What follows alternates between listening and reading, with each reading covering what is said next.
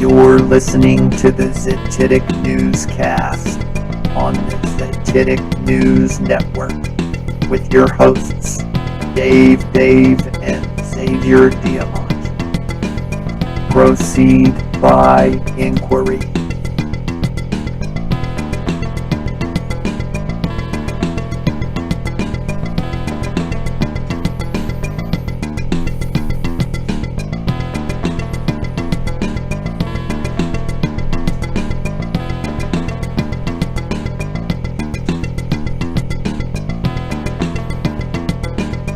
All right, welcome to episode 48 of the ZNN Newscast. We are your hosts, Dave, myself, and Xavier Diamant. Present. It is June 12th, 2024. We haven't had a show in a little while, so apologies for that. We've both been quite busy, and we always want to do more, but the Bidenomics is keeping us doing other stuff. Exactly. The market is tumultuous and horrible. Volatile. Every negative adjective you could probably think of. And so we're balanced in trying to make ends meet at the same time. Bring you guys topical, relevant, exciting discussion that would probably rather be censored by the powers that be. That's kind of the theme of ZNN News Network. By the way, the first next generation news network powered by Theta. There are certainly developments happening in crypto and specifically in Theta, which will, hopefully enable us to garner a larger reach, more independence as the crypto market hopefully improves in its US dollar price. We'll be better able to finance expansion, advertising, hiring of other people to do things like generate, shorter clips, search engine optimization, things of that nature to garner a bigger following. But it's still very much, we're almost 50 episodes in. Each episode's 2 to 3 hours. We've been doing it, 5 years now? Going on. But close. Like many internet success stories, podcast success stories, they will operate in a long stealth period before reaching that escape velocity, to use a globalist term. But anyways, I don't have much from a housekeeping discussion other than Xavier wrote an article last month in May called Expanding the Hate Horizon When Love Inc. Becomes the Gatekeeper of Totalitarian Dogma. Highly recommend you guys check it out. Go to ztittic.news. It'll be right there at the front page. You can also check us out on Telegram. If you're on the homepage, there's a Telegram button right here on the sidebar.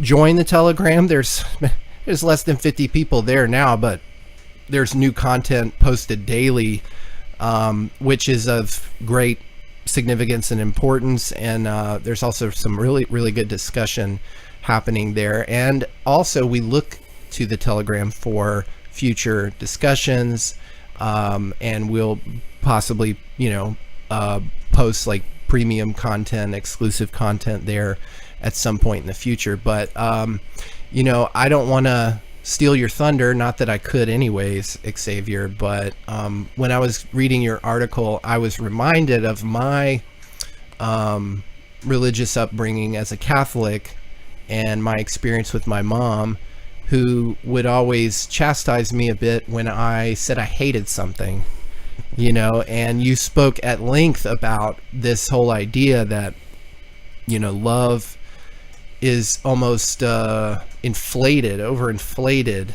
to supersede and almost like replace, like we're just going to do away with the emotion hate now. Which I experienced personally, because I would say I hated a thing, and I can't even give you an example, but my mom, when she chastised me, we don't like that word in this family, you shouldn't say that. And I'm like, why not? Like, if the subject I'm talking about is worthy of hate, like I'm just using I'm growing up, like I'm using the adjective I have learned through experience applies to my situation. And it's not that I'm not loving, right? Like I can be loving when it's deserved.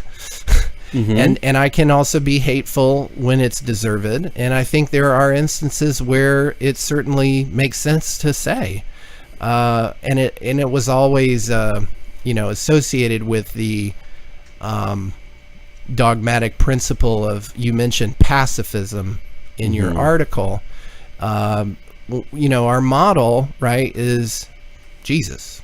And so we need to love everyone, even our enemies. And it's an interesting, idea.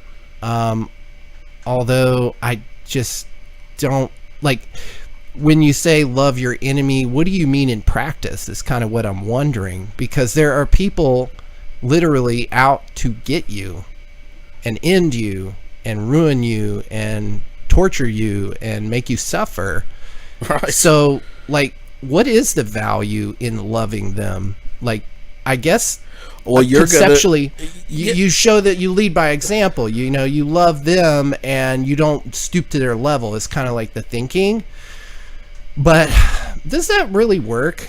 Yeah, but you're also like abrogating responsibility too. It's like, oh, well, this will be decided in the hereafter by a cosmic that too. Judge. Right. Who am I to judge? Right. Who am I to do anything? Who am I to? It's not up to me. It's up to God. Right. Yeah. That's the implication. Is oh well, their deeds are going to be punished properly later. Who am I to be the one that's going to enforce any sense of justice? Human justice is folly after all. Human wisdom is folly after all. So what I basically go through in this article is that, hate and love are really, they're not opposites. They're just different intensities on an emotional spectrum. And ultimately, if you don't hate the things that can take away what's worth loving, then your love doesn't really amount to a lot. Right. Right. And you can go through the article, and I kind of deconstruct a lot of the misconceptions that are applied to the term hate. And I mean, if you just look at it on its face, it's extremely similar to the term and concept heat, right? I mean, sure. Well, it's often associated with fire. Right. Yeah. It's heat that can, get out of control, can certainly cause damage. And no one's trying to defend the idea that hate in certain uncontrolled forms can't cause damage. Of course it can. But also, we need fire. We need heat to survive. We need these things to construct order and peaceability in society. Yeah, I'm really not into deleting words. Right. So, like, hate is in our vernacular for a reason. Yes. Like, so we should not eliminate it. It's, we've talked about the N-word in many past, this. So it's whenever the powers that be want to take your rights, they start with something that's most agreeable. They create a condition. You think about the TSA post 9/11, right? For example, rights you would have never otherwise imagined yourself giving up, but here we've got a really good reason to do that, and that's to keep us, safe. Similarly, they do the same thing with language. Well, some words we can all agree, right? Just get rid of it. And it's like, I don't like the word, these words. I don't like, it. They harbor negativity. They come from a place of negativity, hate, the N-word, right? But does that mean we eliminate them? No. We need to have that opposite side. You said it's not opposite, but opposite side of emotional spectrum. Yeah, the full gamut. Yeah, of understanding. Right. Yeah. And again, if we have words to describe things that exist, right? Eliminating the word doesn't mean it doesn't exist. No. Although there's 100 different adjectives for hate. I mean, are you going to get rid of all of them? I mean, that's just absurd. But anyway, I think he may be on hold here. Okay. Our Actually, guest we tonight. have 3 callers on in the queue right now. I think it's a good opportunity for us to introduce our special guest for tonight, and also mention that this show is a live call-in show, meaning that you can call a toll-free number, be entered in a queue. If it makes sense to pull you in, in the discussion with our special guest Adam Green, we will do so for questions and comments. But also, we always award our callers, or at least a caller, during the show with 444 Tfuel for participating in the show. Tfuel is a sub-token on the Theta network, so don't leave the queue is what I'm saying. We're going to drop Adam in and start that discussion with him, but stay on the line. I think you can listen to the show on the line, or you can do it on YouTube, but we will definitely pull you in as needed. My question is, what is Adam's area code? It's the 307. 307. Okay, so hopefully I'm not giving away Adam's location or anything, but we've got Adam Green on the line. He's our special guest tonight from No More News. We've had him on, I think, twice in the past to have a very wide-ranging and good discussion. Xavier spearheaded having Adam on the show tonight, and I think he wanted to talk about some specific subject matter that intersects with Adam's field of specialty. Whether we stay on that track or we go on other tracks, we always love having Adam on the show. He always brings an interesting perspective. We really appreciate him taking the time to spend some time with us on episode 48 of the Zititic Newscast. So at this point, I'm going to drop him in. And Xavier, if you would just kind of take the conversation from here, and let's see how Adam is doing. I'm going to press the button now. Testing. Adam, are you with us? Hey, welcome to the Can show. you hear me? Yes. Welcome. Cool. Hey, how's it thanks going, man? for doxing my area code. No, that was not intentional. We had simultaneous callers. We never have that. So we were trying to remember from the previous. I'm just kidding, guys. We're just No, it's a Google Voice number that I just. Smart man. Not Smart my man. very good. Very good. Yeah, it's the only way to call you guys. That's why I was a little bit late. The only way I knew how to call you guys to use my good mic was through Google Voice. A little late. Adam, you were right on time. You're right man. on time. We're the ones who were trying to parse all the different intro items to begin with. But we definitely love your enemy. It sounds like advice from your enemy. An enemy would give you, huh? Exactly. Yeah, we were just touching base on this article that I wrote last month, and it was actually kind of inspired by a episode that Henrik from Red Ice was doing, where there's all this just rampant violence over there against the native Europe population from these newcomers, and a lot of the cases are hush-hushed. The police go to the parents of a child victim and tell them to forgive the perpetrator ahead of time and to not press charges and stuff. And it's why? Disgusting. It's absolutely appalling.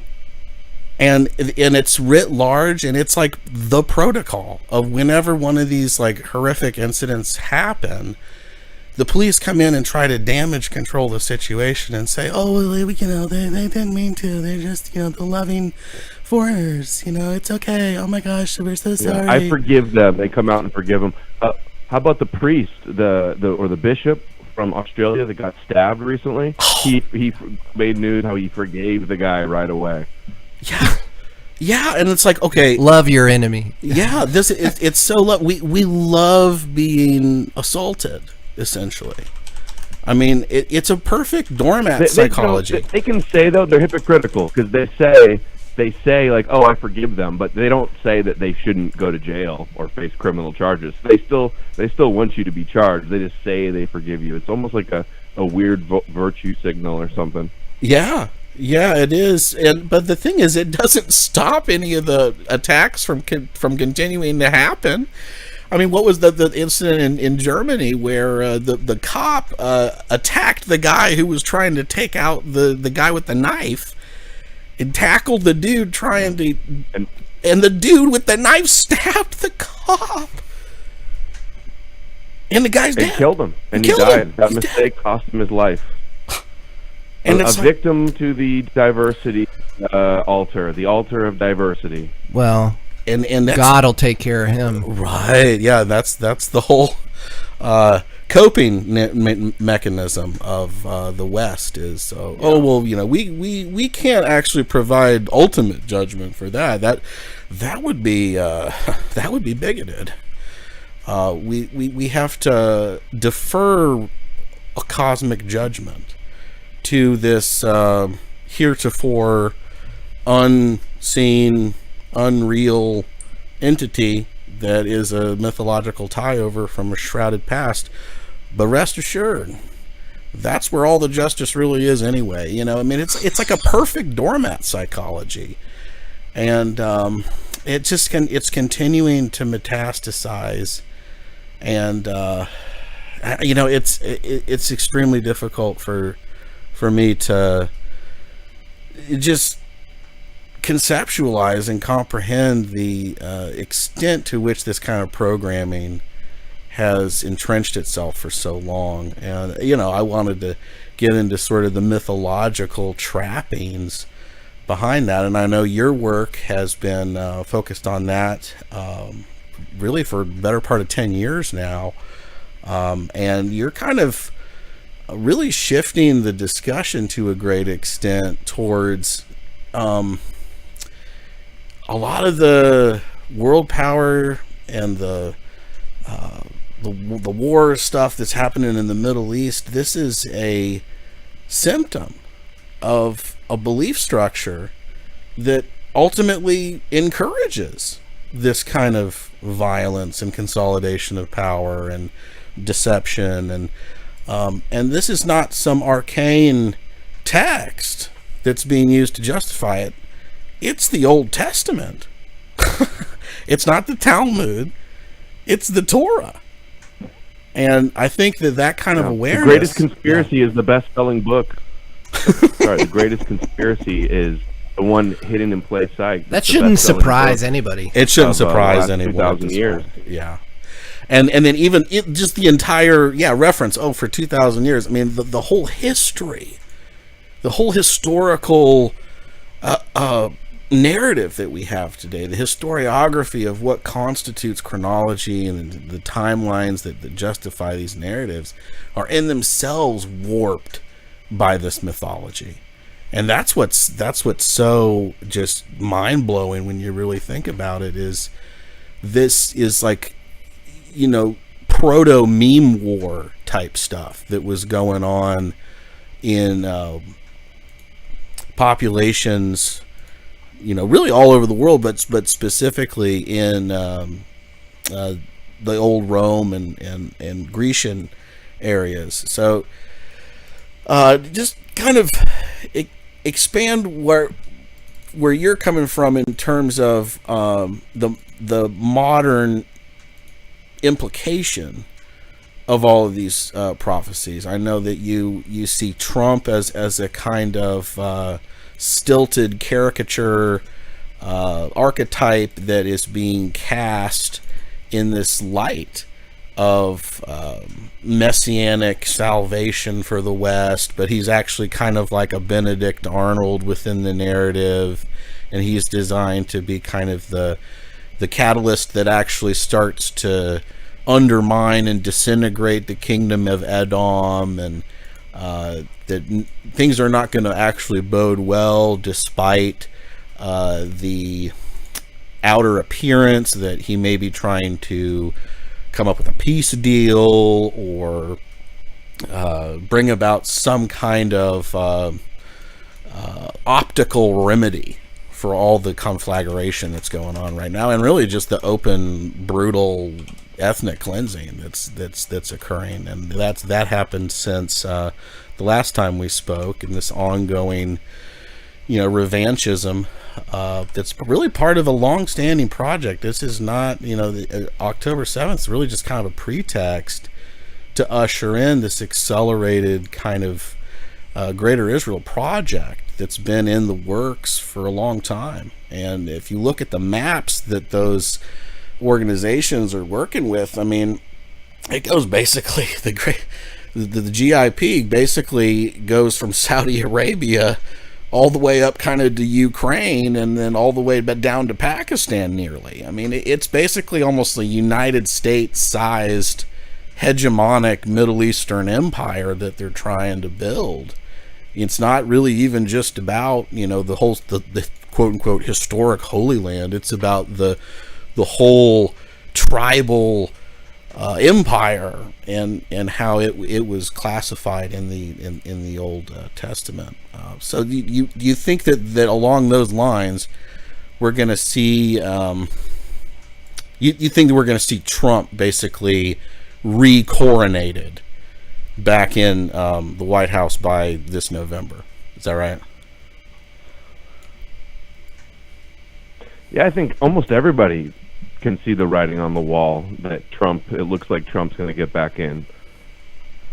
Everybody's desperate for a savior. The incompetence and the corruption of Biden, and just how old he is, and the woke agenda of the Democrats. People are really desperate for a savior, and they see Trump as that guy. I've never seen anybody that's been compared to Jesus more, or has more of like a cult following.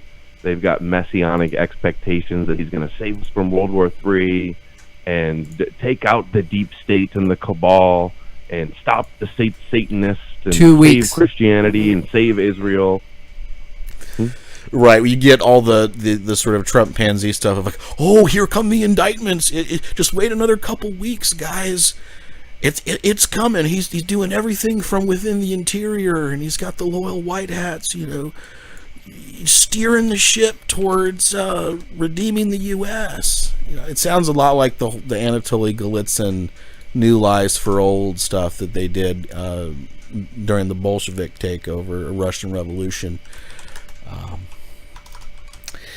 And they're really that's Trust exactly, Project. Yes, exactly the Trust Project, and QAnon sort of it's Trust like the plan, and that's really. Go ahead. Trusting the plan is really like the core, the foundation of everything that I'm covering and exposing. The Jesus deception is just a prophecy deception, and trusting the plan is trusting the prophetic plan or the prophecies. And the best-selling book, the Bible, and the most dominant religion of the last 1,700 years, all the three Abrahamic faiths, all are affirming these prophecies and the prophets of the nation of priests, and they have a predetermined outcome. They've got the eschaton, they've got their apocalypse revealed in the prophecies, that there's going to be the script and a blueprint essentially to follow, that they do follow with their belief and by trying to hasten it and manifest it. And basically that objective is all the world worshiping the God of Israel, and in big wars where Israel's enemies destroy each other. And it's like, it's not hard to attribute our situation, our geopolitical situation, to religion and to Judaism and Kabbalah, the Kabbalistic interpretation of Judaism, when they believe that Edom in the West is going to be destroyed in a big war against Iran, Russia, and China, and they believed it for hundreds, if not thousands of years. And that's where we're in the position that we're in, where Edom, the new Rome, America's always compared to the Roman Empire, is about to be destroyed in this Gog and Magog war, with Trump, their messianic figure, at the helm, and all of the top Republicans that were in Trump's last cabinet and will be in his new cabinet, like Nikki Haley and Pence and Pompeo and DeSantis and Graham, all the top Republicans, they're all in tight with Kufi and America's pastor, right. John Hagee, and all these Christians, all the different sects. They all believe not that everything's going to be great. They believe that God's plan that needs to happen and unfold is the Antichrist has to take over and rule from Jerusalem, and cause the tribulation, and some believe in raptures or birth pains of the Moshiach, and it's chaos and it's war and it's famines and it's plagues and it's mass suffering, and it's awful, and they want it to happen because of the prophecy come. Yep. Right. Adam, Dave here. I just want to chime in, enjoying the discussion. And again, thank you for joining the show.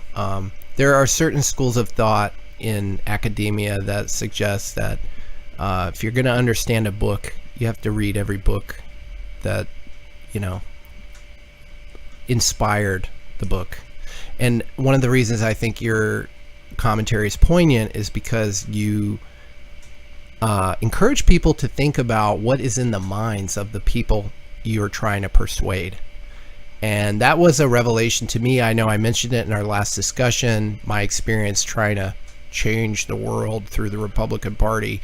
And I realized there were people in positions of leadership in local politics who had, to me, crazy end times eschatological ideas. They harbored a lot of the things that you talk about, and that was their sole reason for getting involved in politics. And I think it's an underappreciated facet of politics in America that you have that dynamic. Like, people are out there screaming and holding posters and trying to persuade this, what they perceive to be their opposition, and they are blissfully unaware of like how dogmatic the people they're trying to persuade are. Like, they are not going to listen to you, because this is part of their religion. Right. And that's a very dangerous list of ingredients, I would say. Absolutely. I mean, just the stranglehold that the apocalypticism has over the political realm today. I mean, you have really lots of different brands of apocalypticism. I mean, on the left, you have this, climate change apocalypticism, right? Which is actually a sort of veiled rendition of the last days, the end of days, the judgment for all of our sins, right? Is it really that different? It really fundamentally is. But they make fun of the Christian right, right? But like, they're just as guilty of crazy. If anybody's a conspiracy theorist, it's these people, right?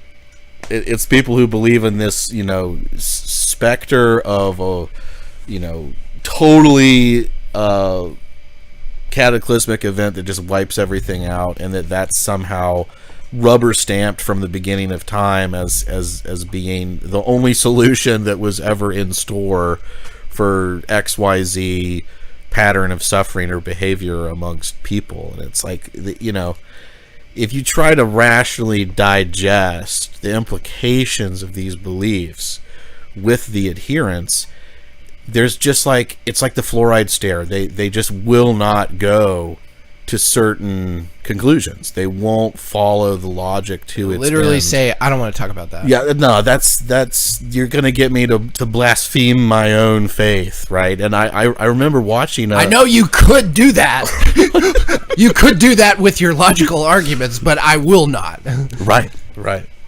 And I remember the debate you had with Johnny Cerrucci, and he's the guy who's really into the Jesuit research, and I think he has some interesting data points. But again, you brought in this broader kind of big picture critique of trying to preserve the belief structure of Christianity as some sort of last bastion of hope, when in fact it's been the co-opting, corrupting factor all along. It's contributed to the dumbing down of America to a great extent. It's contributed to the just lowering of civic engagement within the population. I mean, if people have this idea that, everything's going to get sorted out by some, super being that I'm just basically an ant in comparison to, then what incentive does anyone have to actually change adverse conditions?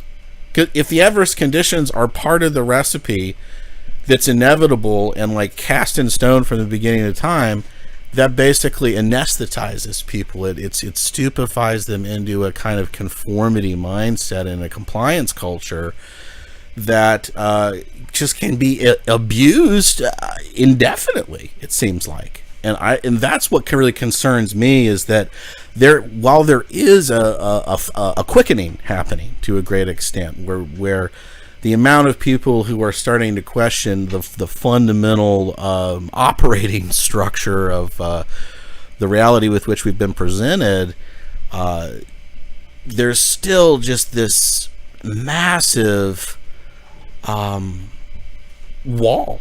In a way, it's kind of like the unstoppable force moving against the immovable object. You know, that there's this kind of grand brewing that's happening around these multitude of issues, and I think that the religion aspect is one of them. And you know, I've argued here on ZNN that really religion is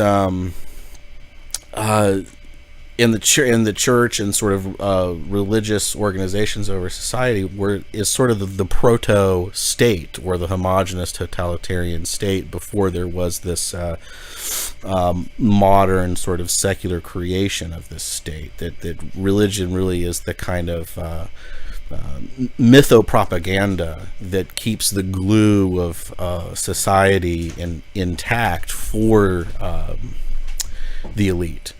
And that the elite, not so much in the Marxian sense of, they don't use it just as an opiate. They use it as like a scepter and a sigil and an outward declaration of their superiority.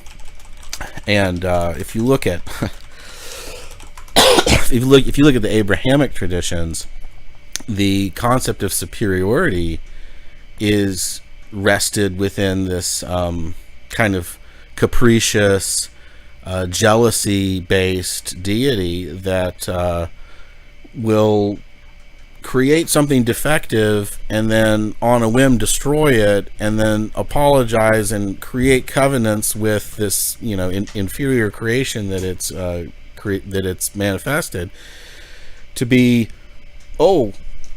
I'm not going to flood the world again. Sorry about that, guys.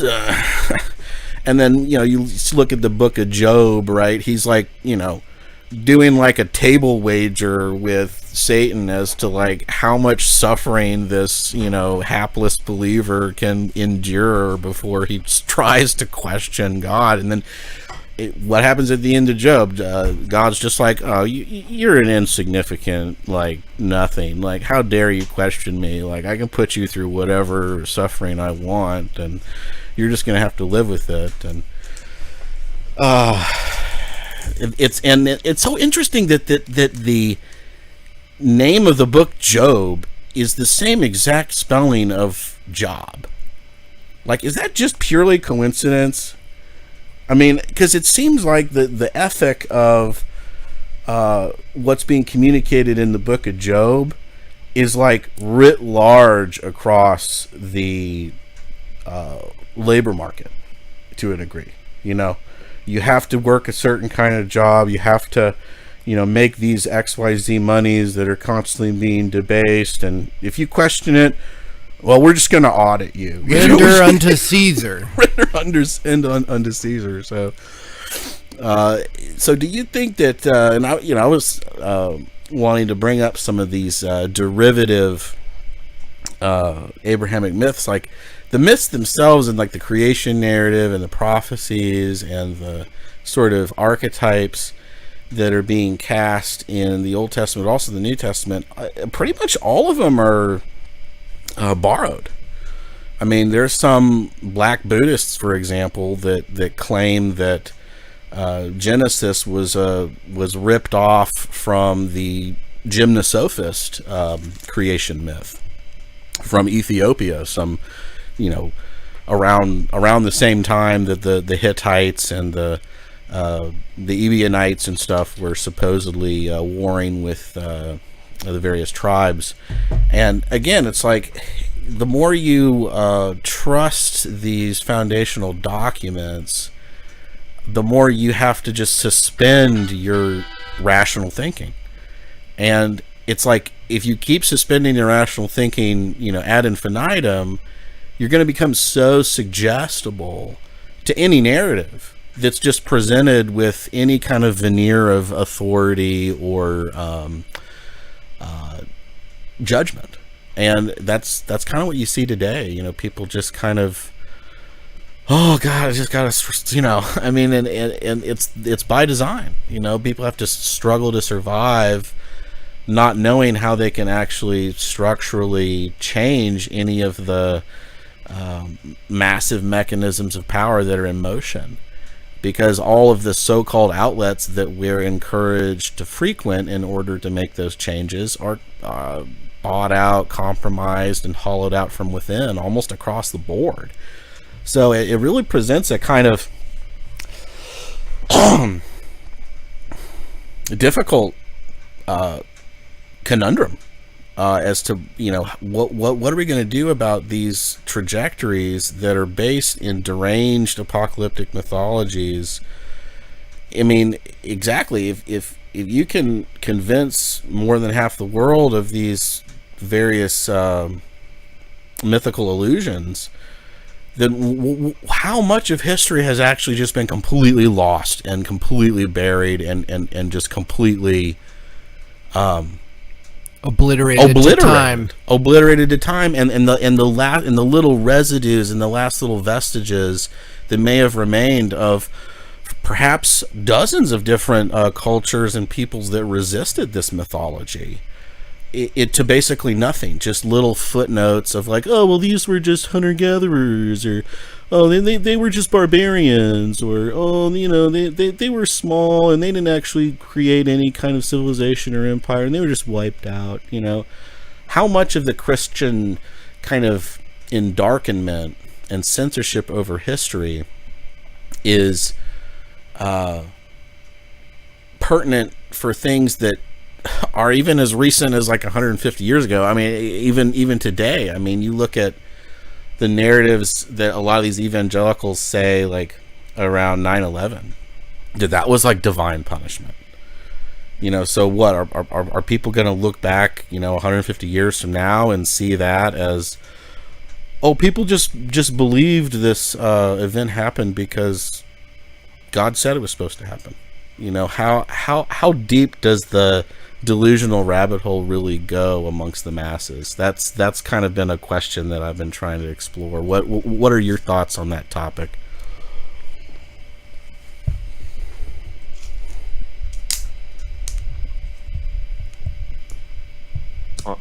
I mean, you said a lot of things. What do you mean that topic? Well, you just people being, what kind of lies are people? Right, just that general gestalt of like the will to believe in things that suspend their rational judgment to such an extent that they just allow atrocities to happen because it fits the mold of their belief that they've been engineered. I think nobody suspends belief more than the adherents to the Abrahamic faith. They believe all of the nonsense mythologies of the Bible are literal history. They believe a fake history with fake prophets and fake stories. Online, I saw earlier today, it was this big old like schizophrenic graphic with all of these, like every different conspiracy term and kosher conspiracy concept ever, and they're all connected everywhere.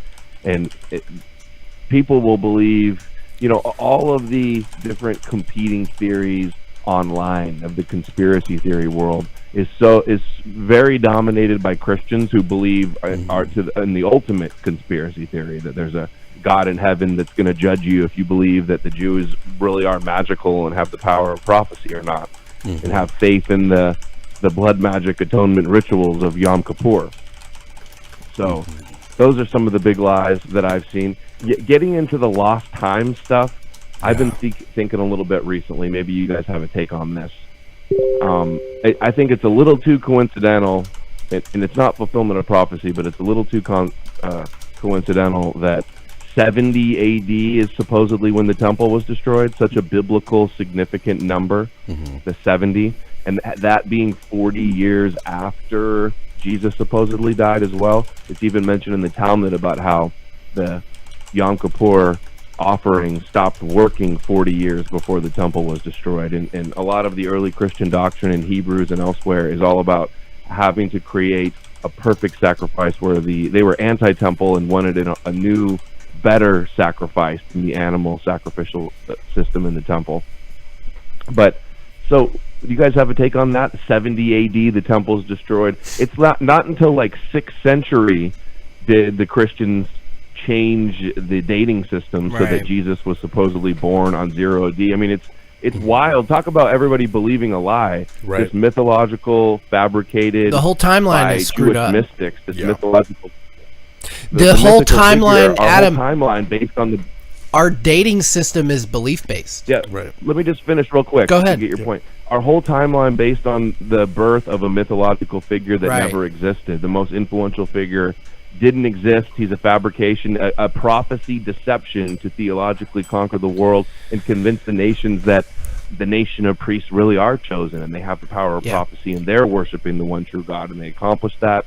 And now our whole time system is based upon this. So that's a pretty big lie. What do you guys think about that? Let me, before, definitely. I would love to hear what Xavier has to say, but I just have to chime in, because how can you not have a matrix of control without the very time system upon which we live being inextricably tied to a belief system? Literally, our dating system is after death.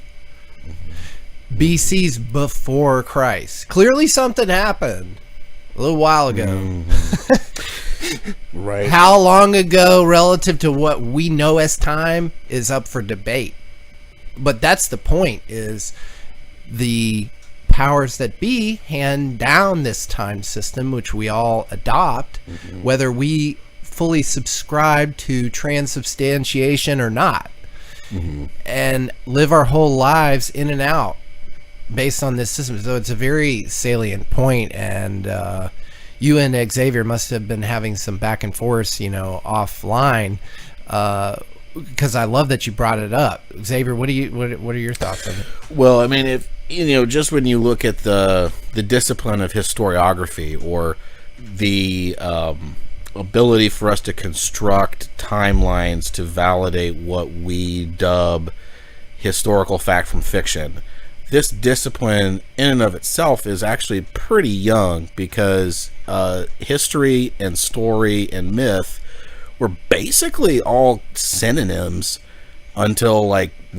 1400s or something. I mean, with the rise of Christian humanism, Christian Kabbalah type stuff, Pico de Mirandola with the beginning of the Renaissance, and trying to reconfigure a supposedly huge span of time. 1,000 years is an incredibly long period of time when you think about it in terms of actual human generations.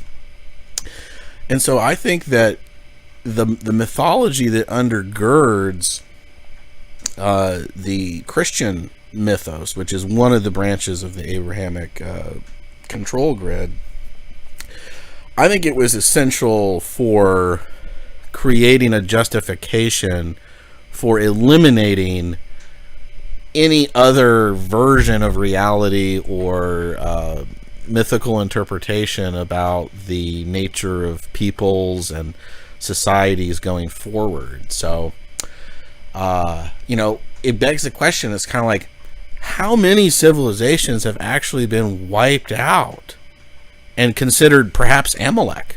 Some civilizations and peoples and traditions that didn't comply with this Chosenite theology. How many times have they wiped out Amalek before in history, and we just don't know about it because it's been wiped away? Exactly. It's interesting to think, yeah. Exactly. Which that actually kind of dovetails in with my kind of take on this Tartarian stuff, which I think could actually be very much tied to this erasure of civilizations that didn't go along with or didn't fit into the kind of historical construction that would be befitting for a world chosenite, supreme reign over the world in this, Malkuth era, right?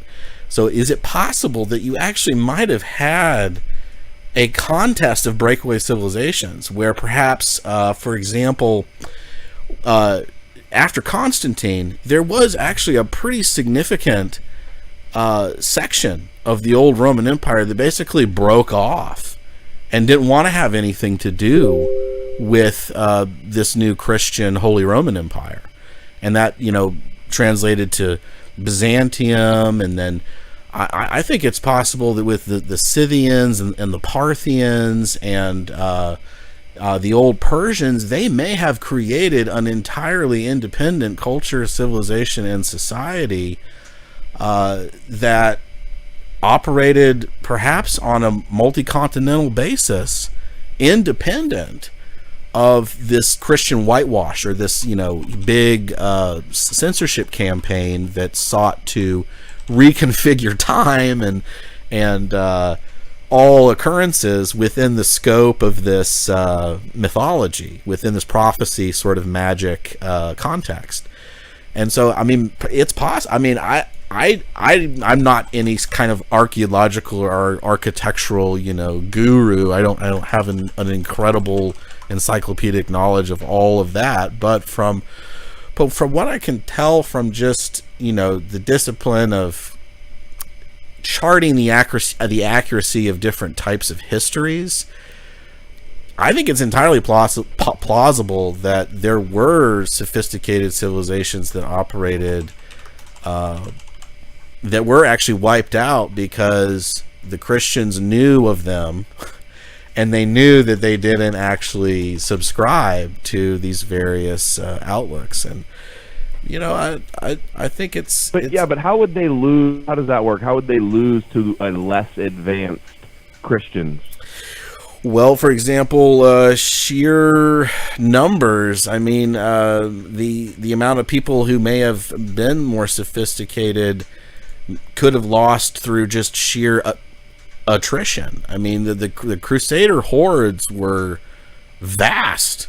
I mean, there's vast populations of people that, even though they were maybe more primitive, perhaps, or maybe they didn't have the high-mindedness of some of these other cultures that were considered Amalek, they were still able to overrun them with this kind of bellicose, hypnotic relay kind of belief trance that they were doing the work of this, overlord super being, destroying all these libraries and structures and temples and all this kind of stuff, even though those things may have been more sophisticated than anything that was created by the Holy Roman Empire. Maybe it was just a matter, like they talk about. Yeah, like the Christians were the Christians were destroying pagan temples in pagan art that they could have never done that made themselves. Exactly, and they're destroying it in the name of the God of Israel. We see that still today. We see that still today. I would argue, as well, and that Tartaria may just be a sort of blanket or an umbrella term for a wide variety of potentially sophisticated but perhaps not very well populated cultures that were able to be completely overrun and declared Amalek. People, the breakaway Esau sort of rebels that need to be tamed and need to be brought back into the fold. And it's interesting that Tartary is a synonym historically with barbarian. So, and you see a lot of the Christian historians talk about the pagans as barbarians, and that they didn't even hardly have proper language, and they couldn't they didn't have this, that, or the other. They were chasing pigs in the wilderness, right? I mean, this kind of characterization of cultures and peoples may be an example of whose history is lost. Yes, whose history is lost. They don't have the ability. They don't to get to actually speak for defend themselves, right? And say what was and what was not. Right. So I mean, that maybe that can explain. I mean, the the architectural feats of the Romans with the aqueducts, and a lot of those, a lot of that knowledge could have very well been taken eastward, and it took all those hundreds of years after Constantine to try to bring back into the fold this really kind of exploratory, adventure-based, naturalistic builder consciousness that actually may have gotten beyond modern-day China, and perhaps maybe even got into North America even before the Vikings did. And I mean, it's entirely possible. Adam, to respond to your earlier question about what my take is on the calendar system, when you throw into question the whole calendrical system, you have to then question the entire narrative that's been built upon it, right? And we've covered it many times on the show before, various different anomalous structures, one of which is probably the most famous, the Taj Mahal.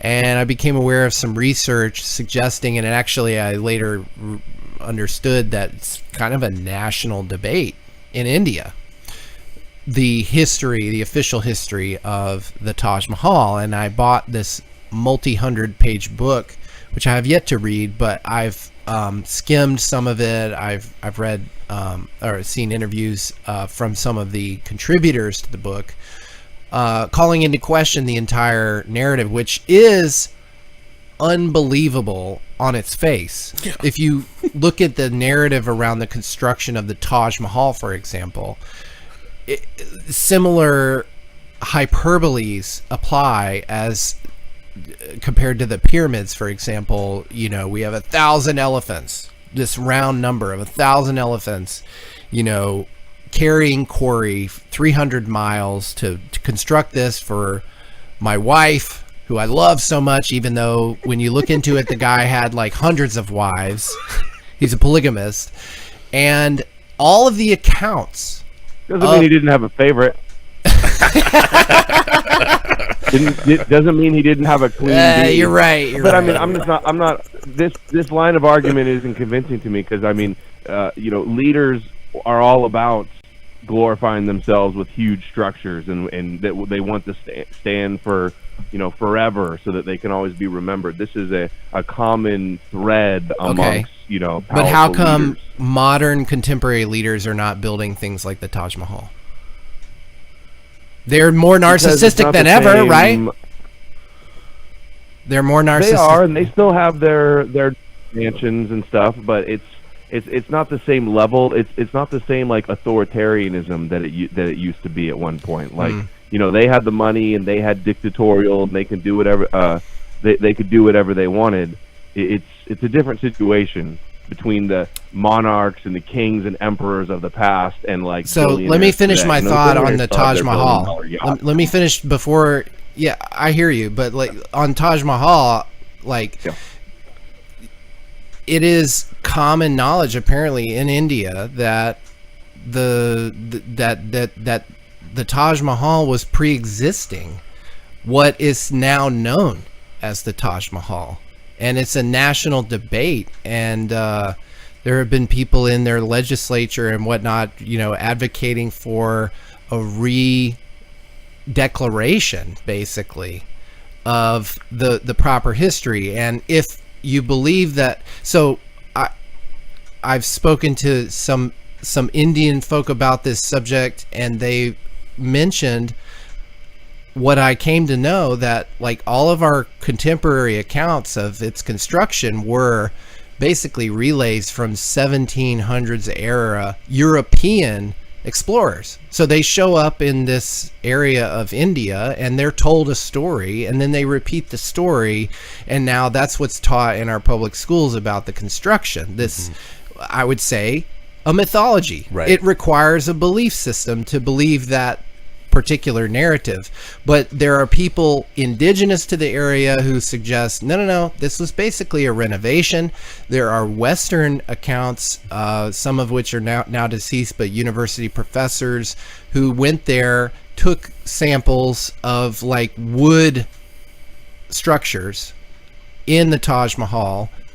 How they got them, I don't know. They did carbon dating. Carbon dating's a whole nother subject, but even based on the carbon dating evidence, right? Like it dates back even further than what they're saying. So if you have any doubt about the current, like contemporary account of its construction, then you go further back, assuming that that's true. Like you go even further back, the construction methods would ostensibly be even more primitive and thus more unbelievable. Right. But again, we don't even know. If it did exist prior to the contemporary construction and iteration of the Taj Mahal, you know, we don't even know what that looked like. So it's really the most honest account is we have no fucking idea, and everybody's lying to us about it. That's my take. Yeah, we just have these like fragmentary yarns and, you know, quilt work, patchwork, non-forensic accounting. That's basically just oral history bled into the present, and I think that phenomena is extremely replete across a lot of different things, including architecture, including historiography and history, and just timelines in general. Honestly, guys, I'm looking at the Taj Mahal. They say it's built in the 1600s. It took like 30 years or something. I'm not that impressed by it. Like it's got a dome. It's got a couple columns. Like there's nothing. I don't see the need to like question this narrative or think of some bigger conspiracy behind it. It just looks like a pretty elaborate building to me. I don't see anything special about this. I'm not. This doesn't look like the type of architecture that couldn't have been done a few hundred years ago. Okay, so this brings into this is my take on it. I'm not on board with the Taj Mahal conspiracy. I've never even heard of Taj Mahal conspiracies, but so I'm not convinced. Well, okay, so it's a small thread in a quilt. It's a small thread in a quilt, but basically the broader implication is if labor was so inexpensive and materials were so cheap and money was, you know, so much more efficacious back then to build these constructs, then we're kind of at a paucity of replication because we don't actually know the techniques that were used to build that with antiquated methods. Yeah, they do. They allege that they do. And the Romans built their stuff. But they don't though. They had extremely sophisticated use of aqueducts that's way more efficient than our modern irrigation and plumbing systems today. Why aren't we constantly replicating? Know how they did it. Well, what's so hard about the Taj Mahal? It's got a dome on it. Like they know how to build domes. Okay, but 1,000 elephants. 1,000 elephants quarrying rock 300 miles. Sorry, guys. This doesn't seem like an elephant to me. I'm the what? The elephant? Yeah, it's funny that you're saying elephant for the Taj Mahal. It's Indian, but right. I don't see any reason that we need to question the Taj Mahal could have been built a couple hundred years ago. So you think that the timelines applying to this particular structure don't? But you were just questioning the timelines. Yeah, don't beggar any sort of. Have you heard of Versailles in France? Yeah, also highly suspect. Highly suspect. I mean, you guys are suspicious of that too. That was only a few hundred years ago, though. Well, okay, but the thing is, look at the same. Like we have historians talking about that time. What do we live in now, like Adam? It's pretty recent history. We live in cardboard boxes now. All of the modern architecture is extremely dumbed down. They lived in cardboard boxes back then too. People lived in huts back then.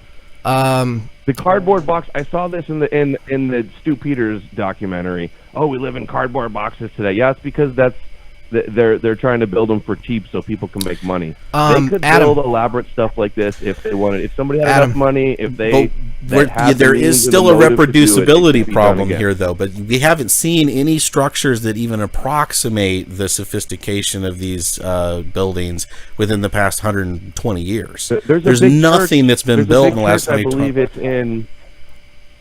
There's a big church in Spain that they're still building. They've been building it for decades. Sagrada Familia. They do repairs on these buildings I've all been the there. times too. These old churches and stuff with the big doors and the huge vaulted ceilings and the big domes. They do repairs on them. They know how they were built. Well, just because we're just because we're I didn't even know we repairing were going to be them, talking about Tartaria, but what? just because we can make renovations on them doesn't mean that we necessarily have a forensic accounting of how it was built from the ground up, From scratch. from scratch. That's what I'm trying to identify, is that there's a paucity of evidence of trying to account for how these things were actually built with more primitive methods than we have today. Adam, I highly recommend. They have more primitive they had more primitive methods, but they did them on a grander scale with more slaves over more time, where a leader had more dictatorial power to do this if he wanted. And if the peasant said, "Hey, what the fuck are you taking all of our money for, all of our taxes to build this?" he'd say, "You're dead." They don't have now. Adam, we live in democracies. It's a different situation. I highly recommend you look up, and I'll post the link in the chat. It might be hard to find, and this is no endorsement of TED Talks, because I know that's an extremely establishment like venue, but there was a guy who went on one of those TEDx talks, which are arguably more free in terms of what people are allowed to present. This guy's name's Jim Vieira, and he's a stonemason, and he gave a presentation to a TEDx crowd about his research on basically megalithic North America, and he catalogs basically hundreds of examples of these megalithic structures which were man-made, and in our historical textbooks they're categorized as colonial relic root cellars.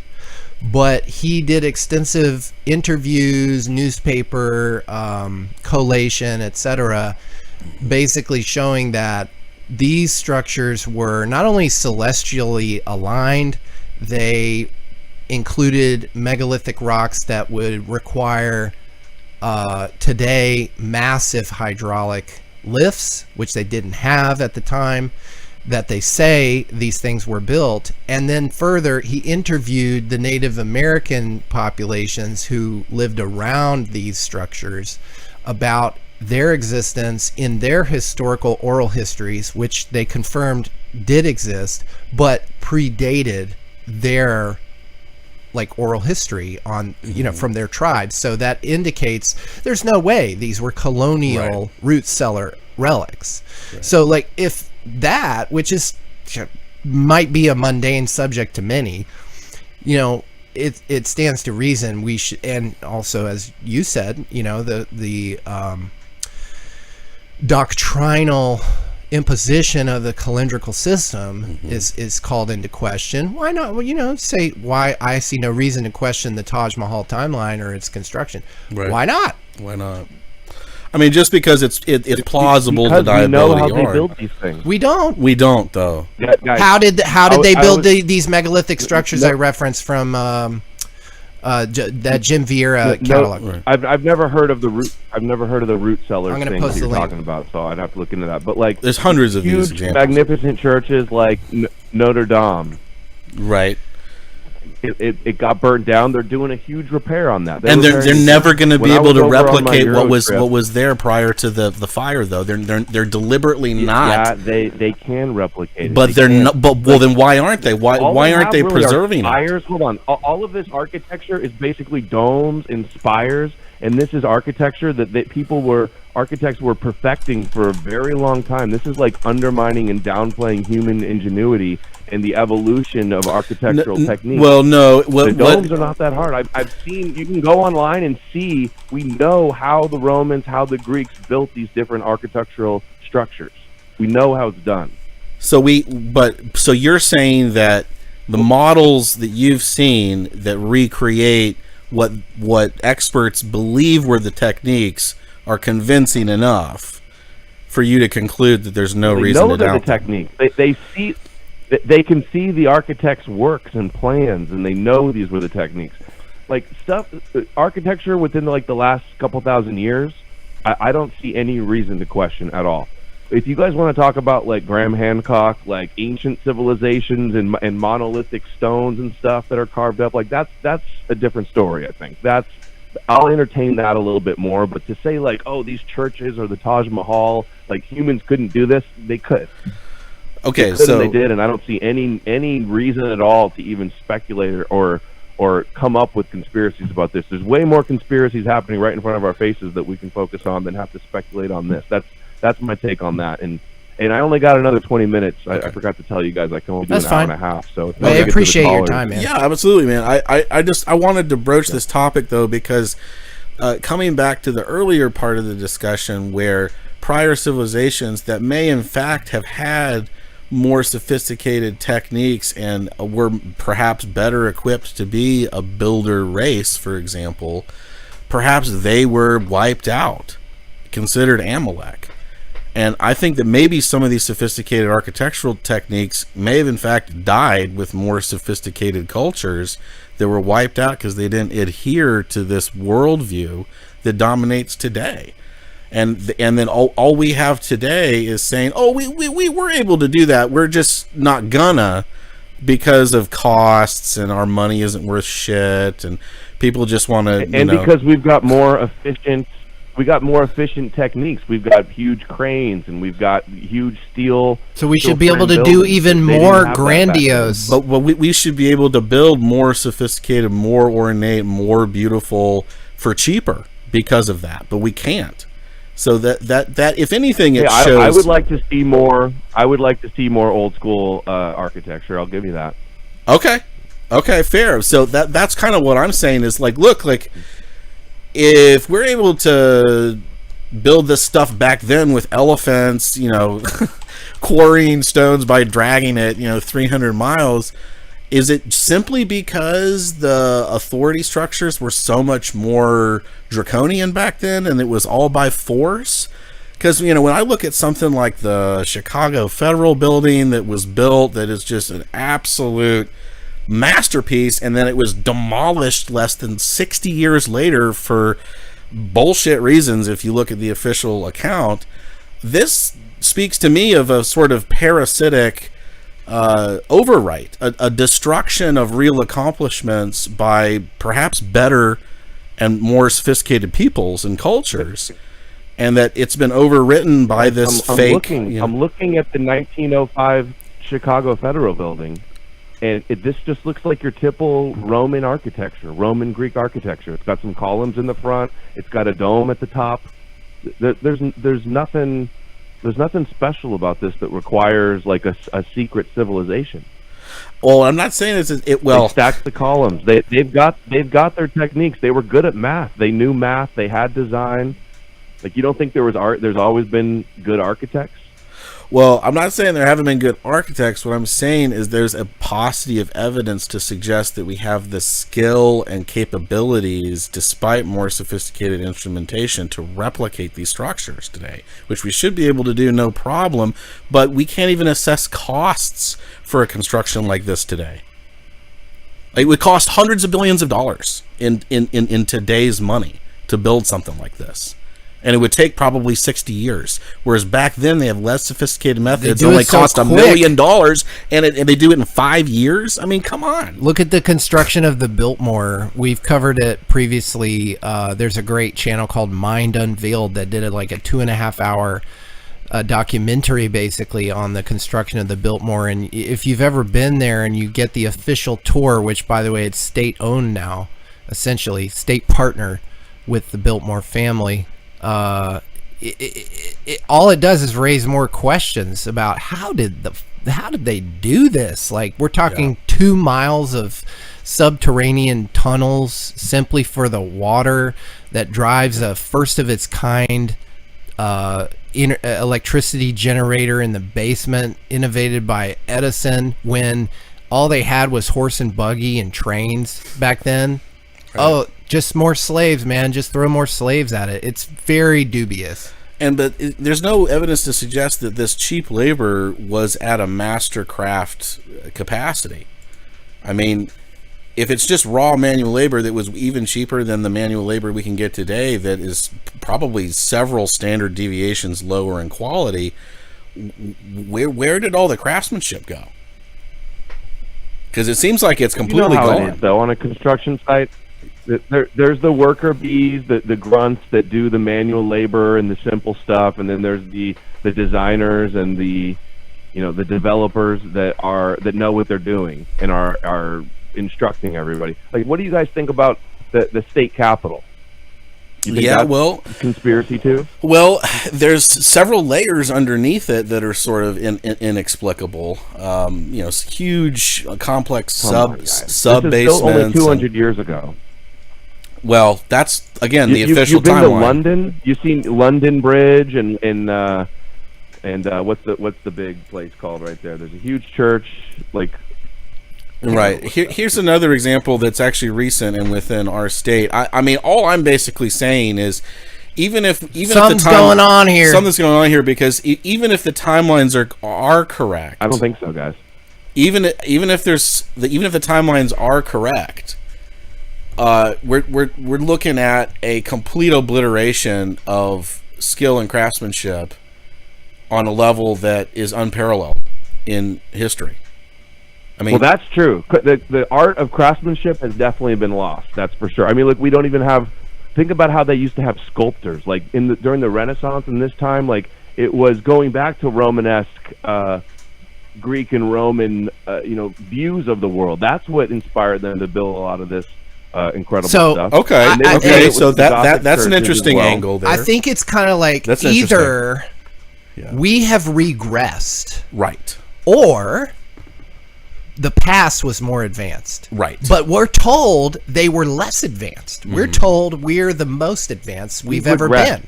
We would, but as far as like schools that are teaching sculpting, right, or architecture, that used to be like the highest of the arts and stuff, right? And now people are swiping on TikTok and playing video games. They're not learning how to be sculptors like Michelangelo at 20 years old doing these great sculptures that's still around today. I mean, even if you look at, I do agree with that. Yeah, it has digressed. But I think it's still such people that can do it. You can still find people to do it, just not as widespread, not as valued. Also, but do you think that it's not valued because we've been dumbed down with all this BS counterfeit history and counterfeit religion and counterfeit cosmology, or do you think that there actually were parallel peoples whose technological achievements and accomplishments have actually been eliminated from history? I think technology and sciences evolved in a different direction and progressed in a different direction. So like more into computers and science and stuff like that, and less away from the arts. But what I'm saying is that enough to explain it. The arts, what we call the arts, this whole like divide and this like schism between art and science and philosophy, I think is a residue of Christian thinking, and that it's not indicative of how people actually saw the world. They didn't see it as compartmentalized. The highest art was science. It was Wissenschaft, right? The highest science was art. The highest philosophy was science, which was an art, which was a hieratic, mode of mysticism and initiation and all this kind of stuff that I think has just been completely stifled from our purview. It's been taken away from us Can we build taller structures today or 200 years ago? Taller structures. So height. How do we know? How do we know? Yeah. Well, there's none still standing that were taller. There's no reports of anything standing that was taller. But we've already agreed is it easier to destroy something or build something? It's easier to destroy something than it is to build it, right? But we know we can build them. There's no proof that they existed. Nobody talking about it. It's such a massive conspiracy. We're talking about it. This, I'm not into this Tartaria stuff. You didn't even tell me you were going to talk about Tartaria. Well, I sent you some links. What I'm trying to say is that Tartaria is an umbrella term that signifies this overwrite that's happened, this kosherization of advanced advanced architectural elements within civilizations that may have very well been declared Amalek and wiped out as recently as like 150 years ago. And that this is actually a repetitive process that's one of the most alarming properties of this apocalyptic prophecy magic stuff is that it has to keep fulfilling itself over and over and over and over again. And how many things have been lost to history in preservation of this prophecy magic narrative? You know, that's what I'm trying to expand the topic to signify, not just, you know, the aesthetic moralism of, oh, we prefer more advanced, cool looking, you know, Romanesque structures. That's not really the point. The point is what's been lost to history in the preservation of these fake histories. What actually occurred that brought us to the state that we're in now, where you know, installing a ceiling fan is, you know, probably by the end of the decade going to be like $10,000. You know, it was just, there has to be something connected to sound money, the intelligence of the people, the character and the craftsmanship of a polity, and what they actually adhere to in their value system. And I think perhaps some of these really sophisticated structures, they weren't built by Christians. I was going to say, a lot of people want to attribute it to the Christians. They want to attribute it to the Christians, but they were the primitive, you know, bellicose censors and eradicators throughout history. They didn't produce anything; they destroyed stuff. That's what they're most known for. So what makes us think that they were able to surpass many of the architectural techniques? Or that we should believe their timeline. Or that we should believe anything in their timeline. I mean, I don't think that we should. I think that the entire historical overview and the scholarship that we have is a shell game. It is a paper tiger that's designed to be a confidence game to ensnare people in this worldview that everything's been figured out. And we're at the highest pinnacle of civilization that we've always been, and there's nothing we can learn from the past, and there aren't more advanced elements from prior timelines or peoples, and that it's all just kind of a wash. Christianity predominates. We're gonna go into a third world war, and everything's gonna get, you know, destroyed. You know, that just seems to be the kind of brain dead sort of trajectory that they're leading civilization down. And that trajectory could not have built these sophisticated, that mentality, that worldview could not have inspired these structures. So that's kind of what I'm trying to bring to bear in the topic, is that even in the attempt to characterize the architectural feats that are being brought into, you know, skeptical inquiry through the Tartarian topic, they're trying to kosherize even that and say, like, there's people in the Tartarian threads who are like, oh, it's the millennial kingdom. These buildings are an example of, you know, Christ has already reigned for 1,000 years and stuff. So this is what I'm trying to say, is that even in the excavation and identification of problematic narratives about even recent constructions are being papered over by this same kosher, you know, prophecy, magic, myth, hoax construction. And I think that if we're going to doubt the timelines pertaining to Jesus, and if the whole thing is a mythology, which it's quite obvious, then how much more does that mythology get carried in to the present by destroying everything in its past that stood as opposition to it? I mean, because if it really has been around for as long as they say that it has, and, you know, cultures that didn't want to identify with it stood in the way, they're just dust, right? I mean, they were considered Amalek. They don't get to, defend themselves historically. It's just this grand narrative that's been concocted through Christian teleology. You're confusing me, though. You're saying that everything's turned to dust, but you're saying all these big buildings, they're not dust. They're still here, and you're saying they built them. So well, turn them to dust, or are they still here? Well, no. The Chicago building, for example, the narrative pertaining to the construction was that it only took a few $1 million, and this architectural firm with their 100 people popped this thing up in 5 years, and then 60 years later they demolished it. What I'm trying to say is a lot of these architectural narratives may in fact be plausible deniability yarns that are projected onto an inherited structure that they wanted to basically destroy and trivialize because it represented a time and a people that wasn't under their control, essentially wasn't on the Abrahamic plantation. And because I mean, otherwise we're going to be crediting Christianity for all of these incredible accomplishments and structures. And no. Christians try to take credit for great architecture, but all of that was going on with pagans long before Christianity. Okay, but that's kind of the thread that I'm working with there, is that if Christians are already known to take credit for certain constructions that they can appropriate for their purposes, and then they're also known to destroy things that can't meet their narratives or their purposes, then it they destroyed some pagan temples, or they just took over other ones. Well, but then they ended up. They also built their own. But what I'm saying is Christians just weren't building anything.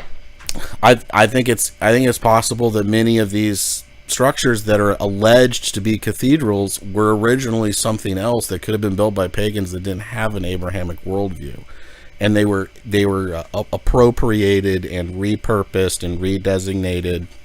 And what do these monks and the sacerdotal class have to do all day except interpret texts and dream up narratives all the time? I mean, it seems like there's a conflict of interest within the entire religion itself, within the entire worldview itself, and that is to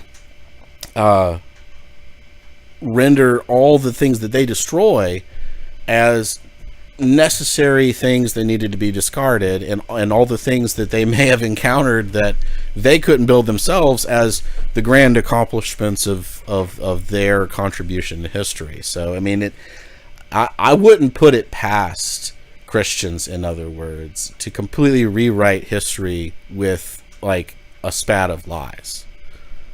Like, I'm at that point with the entire. At the same time, I feel like the Christians are completely capable to expand on architectural techniques that preceded them. That's my take on it. So, guys, I'm not gonna. I have to leave exactly in 5 minutes. Okay, my Adam, we have two callers. We have two callers. Two callers in the line. One of them's been there for 53 minutes. I want to drop them in the line. Area code 574. We have our special guest, Adam, on the line. He's got 5 minutes left with us. Adam, thank you so much for your time, man. This has been a great discussion. But we've got a call-in listener. Area code 574, state your name, how you found ztitic.news, and your question or comment for our special guest, Adam Green from No More News. Yeah, appreciate you putting me on the call. I'm Psyop Salvation on X. I've recently been woken up by Adam Green from this whole Abrahamic conspiracy. I went down the entire Tartaria rabbit hole, Christian, the whole 9 yards, and I finally realized that, like, wait a second, this is kind of hokey, the millennial reign. So I thought I had to hop on. Thanks for joining. Can you expand on that? What do you mean? So is that what it hokey? is? Is it mostly? Hold on, guys. It's go mostly ahead. Christians that are into the Tartaria thing. Many of them are trying Definitely. to say. Many of them are trying to say. And again, this is an unfortunate papering over that I don't think is accurate. But what they're trying to say is that, all of these amazing structures were evidence of the millennial kingdom that's already come, and our timeline is screwed up because they wanted to erase the millennial kingdom. That's not my take. I'm saying it's basically the opposite, which is Christianity overwrote history and papered over civilizations and peoples that didn't subscribe to their worldview, and they're just taking credit for it and destroying anything that doesn't fit their narrative. But there is a big faction within the Tartarian thread of people trying to claim that these old structures were like some kind of evidence of a millennial kingdom that was ruled by Jesus. And I think that, again, is an example of Christians coming in and trying to paper over genuine questions about the ambiguity of how these things were actually built, who actually built them, and ongoing questions therein. Caller, what did you mean by hokey? This sounds like so. Hold on. This sounds like so nonsense. Christians think that Christ had a millennial reign for 1,000 years, and now what? Like Satan, Adam, I can answer that. Synagogue of Satan has taken over and covered it all up. Like that's God's plan. God's okay. God and Jesus are okay with all of that. Like, get real. Well, I know. That's why I resist that. I did wake up to this whole Jesus hoax recently, so I mean, I'm not in that camp anymore. But why Christians believe it so much is that, they all Christians say that, Jesus is coming back, we have to wait 2,000 years in the future. And I was like, wait a minute, that's stupid. Jesus never said we had to wait 2,000 years. And he always said he has to come back quickly, all this stuff. Even Paul, or, one of the prophecies for Jesus to come back is that the gospel needs to preach to the entire world. Adam, your favorite character, Paul, in the New Testament, said, I have my notes up, where is it?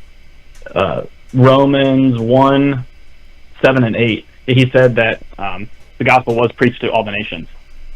In Paul's lifetime, Paul said that, within the paradigm of Christianity, assuming that everything's true, that's why Christians get so hyped up around it. It's like, oh my gosh, like, it really was preached to everybody. And the temple was destroyed within everyone's generation in Matthew 24:35 or 20, one of those verses, the short season verses. And then in Revelation, that, every time Jesus speaks in the end, and that I'm coming back quickly. I think that's where all the hype comes from.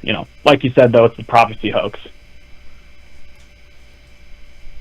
And sounds like a big cope. And just like, how could you believe in a God that would allow such a mass deception like that? The idea of God casting a deception on people or allowing such evil to take hold and take root so much, it's all just cosmic coping to me. It's Stockholm syndrome. Yeah. So my first time I really questioned it was you had a podcast with Austin Whitsitt, and I was really watching that like, wait a second, he did create the serpent and like deceive everybody and then punish them, and that was like, that's when I really just started binge watching your streams like every day. Based, awesome to hear. A recent convert, thanks to Wits having me on. Great to hear, man. Thanks for calling in. I'm now a flat earther and a anti-Jesus. Yeah, Whitsitt is an interesting contributor. We actually would like to have him on. But again, my thing is that I don't think we should trust really any of the kosher narratives applied to anything that the Christians say they did or didn't do. I mean, I think it's that much of a deception that they've cornered history as like, they've kind of monopolized history as a way of keeping their deception in play. And without this historical timeline and the manipulation of chronology and the fake cosmology and the fake, the entire thing is contorted. Like, we don't really have an accurate purview of history as a result of all the censorship and plausible deniability yarns that have been cast onto reality by the Abrahamic psychosis in the form of Christian censorship. So, but wasn't there another caller, or is the caller still here? There's actually two other callers. One just called in. Guys, you gotta go. Guys, I can't do another caller. Okay. I have to go right now. Well, thank you so much for calling in, Adam. I meant to tell you that before we went live that I could only do an hour and a half. That's fine. No problem. Thanks again for calling in. Always love having you on. We will connect. All right, thanks, guys. I like your tweets. I like your exposing religion tweets. Right on. You're on it. Thanks, buddy. All right, later, guys. Thanks. Appreciate it. Bye-bye. Peace. See you, Adam. Thank you. Yeah. Any last comments, Mr. I forget your name, but area code 574. We've got 2 other callers in the queue. We'd be happy to hear their thoughts as well. But any last comments, questions now that Adam has departed the show? Yeah, for sure. Yeah, thanks for having me on again. Yeah. I'm PsyOps Salvation on X. All right. All right, let me look you just up. started my channel up. I post a lot of let's go ahead snaps and and stuff. I, And then the look last 'em up. thing was, I wish you guys talked about the tree stuff, like the ancient trees in Tartaria. Yeah, we sure. should. That, We should. We're all about that. We could totally pivot to that. See, we got you up on screen. If you're just listening to the podcast, we do have a video component on our YouTube right now, and ztitic.news, but we've got PsyOps Salvation up here. right on. One of the call-ins. Thank you for joining. Yeah, that's Appreciate your me. contribution. Yeah, you got some space fraud Space stuff up here. fraud Awesome. stuff. I mean, it is it's off the charts, man. We've tried to intersect Yeah, Adams. I cut that one up today. Like, SUNY Williams was basically saying that, the Earth was round because my elementary school teacher told me. I'm like, are you Right. serious? Well, that's actually probably It's the most insanity. honest thing that any glober has said, because that's about the extent of their proof and validity of Who their was the guy, cosmology. Xavier, that we tried to get on? I forget his handle, but he did a really good exposure of somebody from like one of these Academy of Sciences people. Wakey. Wakey. Yeah. And he covered some astronomer or what do you call them? Are they astronomers? Astrophysicists who literally was drilled on, her ideas, and she basically said, I got some of them from that movie Apollo 13, which is a Hollywood production of what was supposed to have happened. So yeah, it's a Hollywood movie magic matrix in a nutshell. Oh my gosh. Speaking But, of Apollo 13, dude, it's my 6th grade teacher, science teacher, that made us watch Apollo 13, and we had to watch that stupid There you go. Mythbusters. Yeah. They faked the moon landing thing and how, they slowed the wire down. I'm like, that got me. I really oh my gosh, they go to space. Yeah. About a year ago, I woke up to So massive PsyOps deception. Oh, sorry to interrupt, but how did you? It sounds like you found us through Adam. Yeah. Is this your first exposure to ztitic.news? Yeah, I really liked the show. It was pretty funny. I like the little going back and forth with Adam. That was funny. Yeah, you should check out. We've had 2 other shows with him. We've had 2 other and episodes. the first show we discussed the flat Earth subject, which you brought up. That you're a flat earther. And I know he's had subsequent discussions with the likes of Owen Benjamin, and he's made various tweets and whatnot. We weren't covering that today. You heard him say we didn't even tell him we were going to talk about Tartaria, but I sent him some links that were explicit. yeah, Xavier handled the special guest management today. Yeah. So I didn't put anything until 30 minutes before the show. I tweeted out that we were gonna talk about world events, but especially events from the past. Because, And what's the Orwell quote?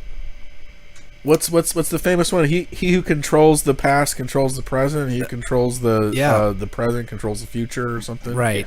It's something like that, because if you control the past and how people conceive of it, Right. you dominate. Right. You dominate. But you monopolize people's consciousness. about PsyOps what's Salvation, occurred. like we appreciate Adam's work. Yeah. And absolutely. we consider him a brother in arms because our whole ethos is around talking about things that are censored. Because if they are censored, then they probably should be talked about. Like, who's censoring them and why, right? Like, that because they don't want this proliferation of ideas. And whether we agree or disagree with Adam, we appreciate the back and forth. I think it expands the discourse, and we're supporting other censored content creators, right? and Right. and you know, again, whether that's, you should support free speech even when you disagree with it. So we've brought these topics to the fore with Adam before, and it's been, I wouldn't say contentious, it's a healthy discussion. Yeah, it's a lively back and forth. Yeah, exactly. But we're thrilled that you called in, and you were a clear manifestation of those intersections, right? You found us through Adam. Exactly. You're also a flat earther, which isn't really Or a his true thing. earther, I think, is a little better. Or a planate phenomenologist, a globe questioner, globe skeptic, globe exactly. skeptic, right? Yeah. A counter cosmonaut, you could even say. But It was. I woke up to like the whole like flat Earth thing, and like just about a year ago. It was like July of last year, and I've just been Good timing. religiously watching Witsits, scrolling Globe and just learning and learning and learning.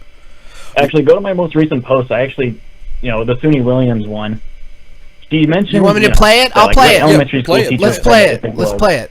Yet, but I flew up the stairs, and then I saw the planet, outside the shuttle windows, just like Butch and I saw the planet outside of our window on Starliner, or as you see out the windows right here on the International Space Station, and you look down at it, and you're just like, whoa, they're right. In elementary school, they said the Earth is round, and it absolutely is. And I'm saying that sort of as a little bit of a joke, but just that ability to see that, and that reality was like, wow, there are people on Earth, centuries ago who figured all this out, and they didn't have to have the opportunity to come to space, but they tapped into their mind and they figured out things, and it was like, wow, this is just amazing. And it makes you think about like what the human brain can actually do if you use it in a proper way and really study and think about stuff.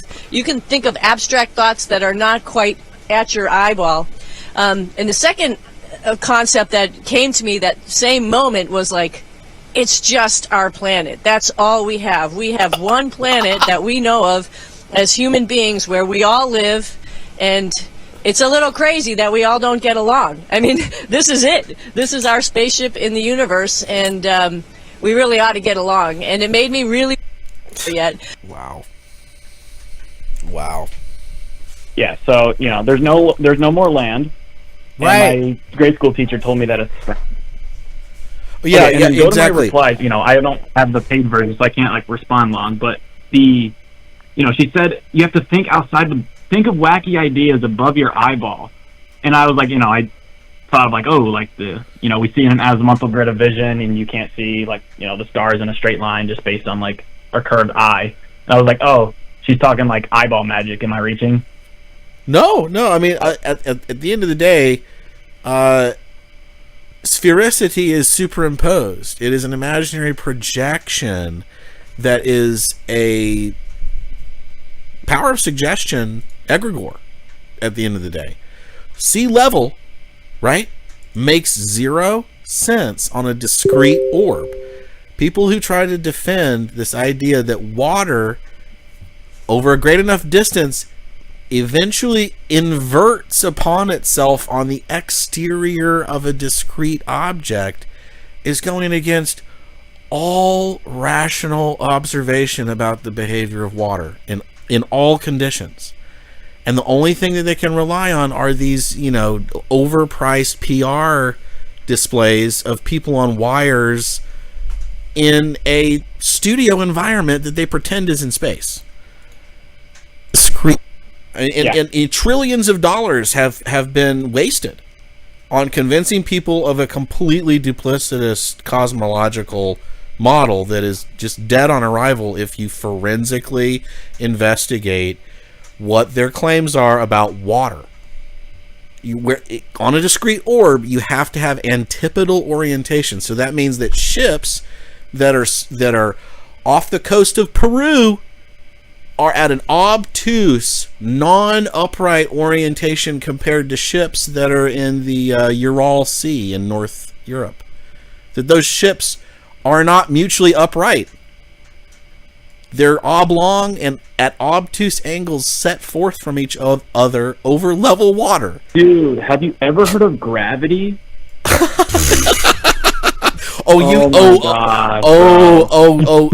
Yeah, exactly. You mean the egregore dreamt up by the Maimonidean capitalist Isaac Newton, who said that he was a disciple of Maimonides?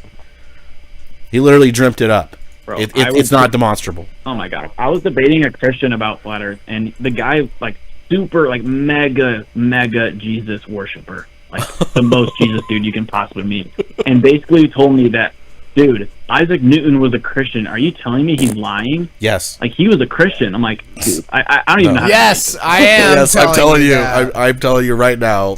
Probably because he was allegedly a Christian. I'm trying to pull it up. My computer's chugging a little bit, but the thumbnail for today's show has Adam Green as a special guest, and in the background, I had AI generate, and I think my prompt was something like, "Orb worship ancient Greece dilapidated cities," because I thought that was a good intersection of what today's show I thought would end up being, and this conversation's definitely cemented that, so to speak, because in the background you have these ancient column structures, ancient Greco styling. It's dilapidated like a Pompeii volcano disaster, and then in the middle there's this orb, and Xavier, I actually meant to send this to you because I was in San Francisco this past week on a business trip, and I saw some kind of metallic structure,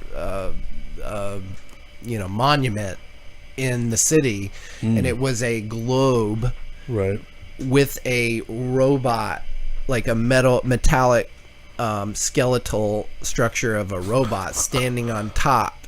How reassuring! And I was like, wow, how indicative of the times we're in. Exactly. But we have a couple other callers I'd love to jump to. Actually, one of them dropped off, but the one who's left is at area code 202. Thank you, 574. And what was your handle again? Y'all check out Psyop Salvation. Psyop Salvation. We followed you. Stacker, True Earther, and open to any and all new ideas. Excellent. Thank you for joining the show and contributing. At the end of the show, we'll be awarding 444 Tfuel to the best call-in. Usually we'll set like a North Star initiative of the fourth call-in caller gets 444 Tfuel. Right. But we honestly have not had this volume of call-ins, and thank you, Adam Green, for bringing some of your converts over to talk about flat Earth and other hidden history. Yeah, but occult history. We will judge at the end of this show who was the best call-in and award accordingly whoever claims it. If you don't claim it, it'll go to the next caller. Feel free to tune in to prior episodes, share us, like us, subscribe to us. I mean, we're of course chronically and forever shadow banned on ScrewTube, but hey, if people can get a word in edgewise by coming into the call-in show whenever we host big podcasts, great. Share us around. We'd love to contribute with other shows. We have 11,000 subscribers on YouTube. We're on Odyssey, Rumble, although not all the episodes are there. The most content's on YouTube still. Eventually, we'll probably self-host our own content on the Theta network. We're waiting for those developments and the resources to take advantage of them for such a distribution model. But to Xavier's point, if you go to our YouTube channel, ZTitic News Network, or at the ZNN, you can find our past episodes with Adam. If you go to videos, I think it's under live. If you go to the live button, you can see the prior episodes where he's been on, because his graphic is in the corner. So there's one from a year ago. I think we had one, and there's one even earlier this year. And we also produced like an excerpt under the videos section. Adam Green red pilled on globe skepticism. So to your call-in 57. Check out this episode. I provided some hard-hitting lectures on the topic of the historical construction around what is dubbed expertise in the sciences, what constitutes rigor in the so-called field of sciences. And the more you look into it, the more it is just an onion of manufactured consensus after manufactured consensus after. But what I appreciate about Adam is he had this back and forth with you on our previous show, PSYOP Salvation, just by the way. This should be interesting to you, and please share it on your channel as well. But yeah, he had this back and forth. But Adam keeps coming on, so that's great. That's intellectual curiosity. Yes. That's freedom of speech. We're gonna support Adam. He's on our main page, by the way, as well. He's on. If you go to our website, I forget which one he's under, but he has a section on our website. But anyways, thanks PSYOP Salvation for joining. We're gonna drop you now, and love to have you on another time, man. Thanks for calling in. I'm gonna drop 2. Yeah, appreciate it so much. Cheers, Absolutely. man. We're joined now by area code 202. Welcome to the Zititic Newscast. If you don't mind sharing your handle or pseudonym or name, whatever you choose, and how you found Zititic.news, and then your comment or question, what you'd like to discuss on the show today.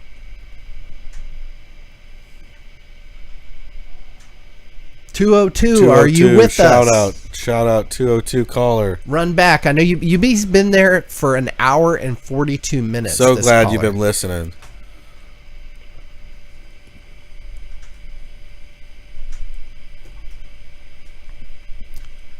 Caller, are you there? Caller 202, let's put on some music. And we'll go to a bio break. Hopefully the caller will be on I know soon. Xavier needs a bio break. We're going to leave 202 on the line. If you're there, make a noise. I'll hear you. But if not, we're going to take a quick break, and we'll be back for the remainder of the show. We have more than an hour left, Xavier, if you can even believe that. Amazing.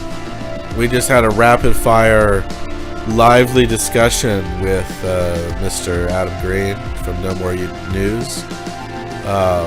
We've had taken a caller. We're going to do a bio break. See you in a few.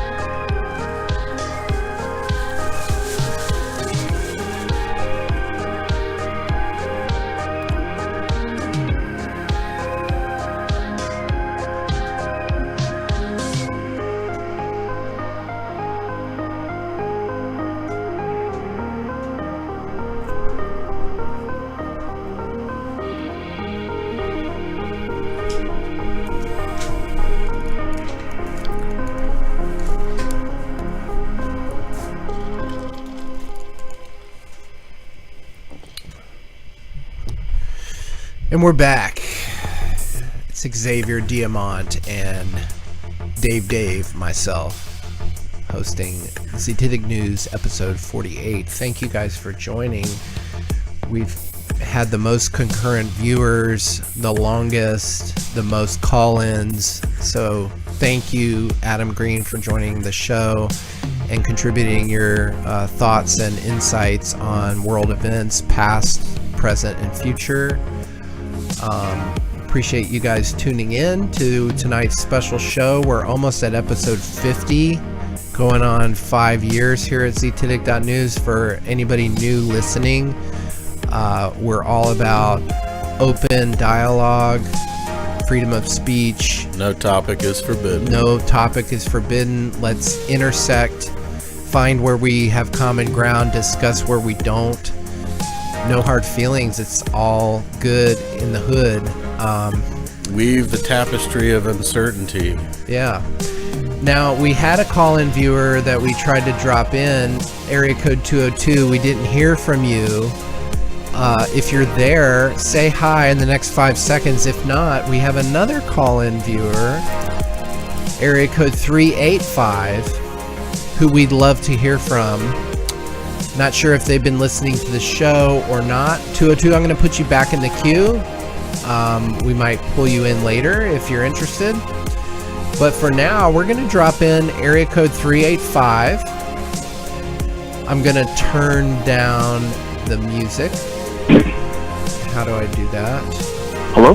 Hi, excellent. 385. Thank you for calling into ZTitic Newscast for your chance to win 444 Tfuel. Welcome to the show. Where are you from? What's your handle? What would you like to discuss or ask tonight? Oh, hey, how's it going? Can you guys hear me? Yes, loud and clear. Yeah, I'm from I don't want to go into too specific detail where I'm from, but I'm from North America. All right. Fair. I'm just calling in just on your topic about, in regards to the builders Yeah. of the more the later periods near the Renaissance. Mm-hmm. I would say the discussion you were having before is, from my perspective, you were partially correct. It wasn't necessarily, they were Christians, but they were mostly looking back at their pagan worldview from before. They went back to their roots of the Greco-Roman worldview, and they were using that as inspiration to rebuild. So the quote-unquote Christians like to take credit for that, but in reality, it was from the Greco-Roman worldview template. Or it could have been from a civilization that took Greco-Roman architectural techniques and expanded it to perhaps a multi-continent, larger scale influence on architecture, and they were perhaps reframed, reconfigured as basically being in the dustbin of history. I could see Well, I could see that, but at the same time, though, the Romans took inspiration for all sorts of things for whether they were at, for example, the obelisk they took from ancient Egypt and they brought back with them. So, just like I'm kind of confused on like the whole ancient builders that you guys are referring to. Or do you mean like, are you referring to Europeans or some other type of people? Well, I propose that if you look at the history of the Roman Empire after Constantine, there was quite a large schism of various populations that used to be under the Caesarship that didn't actually want to go along with the basically creation of the papacy, essentially, and that those populations could have intermixed with some of the more advanced civilizations that were in Northwest and Central Asia. For example, the Parthians, the Scythians, the Byzantines, and the Tocharian people I think that there was a breakaway civilization war, essentially, that isn't properly described or given credence to in the historical record because it doesn't fit within the broader Christocentric paradigm, and that these buildings. No, I agree. Yeah, that's basically all I'm saying is that. Yeah. Okay. That yeah, I get what you mean. I do think that regardless, I do think that Christians though were largely responsible, just as they, even if you go back to Nero, I don't really believe the whole narrative of how, for instance, they're talking about how he burnt some large important structure and blaming it on the Christians, for example. Yeah. And Christians always like to say that they were victims or they were persecuted sort of unjustly. And if you kind of look throughout history and see really at the start of Christianity from Nero's era, they would always go to these important structures and burn them down, even to the sort of the communist era. Mm-hmm. And there's sort of this whole theme of equality, mm-hmm. of where they pair the weak against the strong, and it's always they always usually go after the sources of knowledge or the figures who know more. Like, I'm not sure if you're familiar with Josephus, mm-hmm. Mm-hmm. and his dialogue with the figures at the time of the Greeks. Mm-hmm. Yeah, I'm pretty familiar with that. But again, this actually. Yeah. So yeah. Go ahead. Go ahead. Oh, that basically what I was trying to kind of weave in was that history has imbued within it mythological kind of a mythography, if you will, going all the way back to Herodotus, who basically tried to weave in, oral tradition as a descriptor for the stories that civilizations during his time had carried up until the day. And that was without any sort of, scientific or forensic ability to account for the exactitude of these occurrences. And then you had someone like Thucydides come along and say, oh no, we need to try to be more precise about what actually happened. And then really from that time of Thucydides, you have all these other historiographers, early historiographers, that essentially preserved a lot of the mythical aspects of what the peoples who built civilization actually believed. But then today, in the sort of post-Enlightenment, more secular rendition of history, myth is just sort of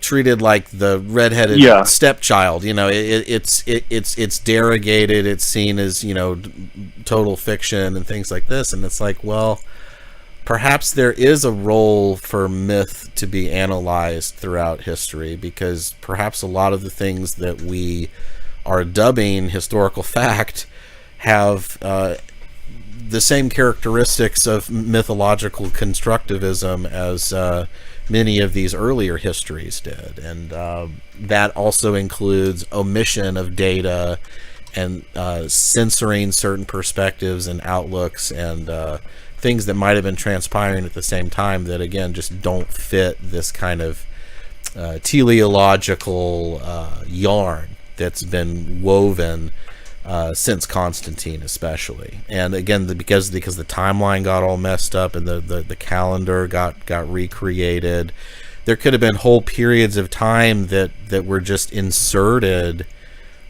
into the historical record. I mean, that's why I contested Adam's assertion that because we have buildings taller than anything from antiquity that still exists equals we have built the tallest building that has ever existed on the earth. He retorted that, well, we don't have any evidence of it. And I'm like, but that doesn't mean it didn't exist. We have these instances of burning and destroying of what were said to be incredible structures. If we already know, as I've got on the video screen, historic reoccurrence is a reality and a repetitious pattern we can objectively observe, why would we not extend that into the indefinite past? Mm-hmm. So there very well could be, and especially if we expand our perspective on timelines, if we disregard the common conception about how long the earth has been around and how long have human beings been developing, and when the Gutenberg press, and that's the first time there's just so much that has to be called into question. Why would we disregard the idea that, well, maybe there were taller buildings than the Burj Khalifa in the past, the distant past? I disagree with Adam. I think he's kind of coming from this perspective of we're kind of like the modern, we kind of just know better in this type of sense of the way technology has advanced. If you look through the 20th century and just with Tesla and how his innovation and invention were kind of shut down, I think technology kind of took this path where it's, or even like Tesla, I'll try to pronounce his name, the one person who wrote Technology and Revolution, I believe. Technology is kind of going this very narrow, shallow way, and where it's people don't really understand how it works per se. It's kind of like to give an example, like with the automobile and how it was powered with gasoline.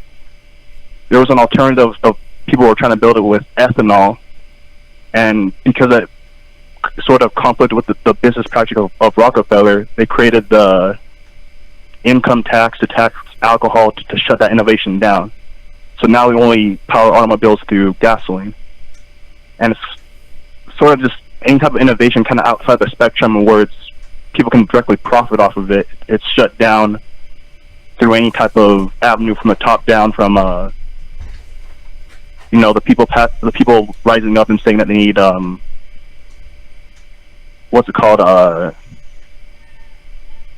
things need to be taxed, or from the top down of basically just this income tax was the whole thing with innovation of the electromobile.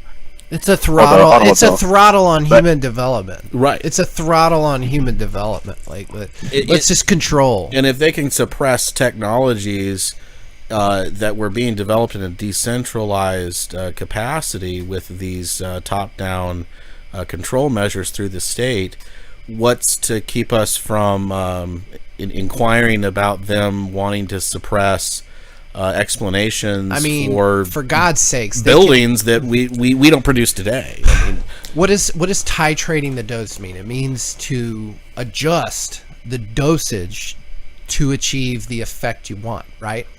They titrate economic development through the money supply. Mm-hmm. They titrate the dose of fluoride, which has a direct correlation to IQ. And I've argued, okay, 2-3 points IQ in exchange for dental health, ostensibly. What are we losing in innovation and invention with a decrease in IQ? Like collectively, a collective IQ average reduction through a institutionalized, nationalized program. I mean, that's the level that we're at. And I mean, correct me if I'm wrong, but I mean, a lot of the apologetics for authoritarianism and Adam says it was more authoritarian when they built these structures we're talking about. I don't know. I'm not convinced of that either. Yeah, I'm not entirely convinced of that because, again, how do we know? again, we have to defer to expert manufactured consensus yarns about what the most plausible rendition of history has to be communicated about anomalies or things that don't really fit the mold for today's population. And just going back to that prior thought of like, if they can suppress technologies around transport, which is demonstrable, they absolutely did that. Certainly they could suppress, in fact they're doing it today, architectural techniques that would provide massive amounts of affordable housing. Let's for example, actually have one of those. Where did my Instagram go? Like, they're suppressing architectural techniques today. Like, they're not the GCs and the big lumber firms and, you know, the conflict of interest, DuPont, you know, construction Goliaths today. They don't want these, you know, super deflationary methods to be mass deployed. It would put them out of work.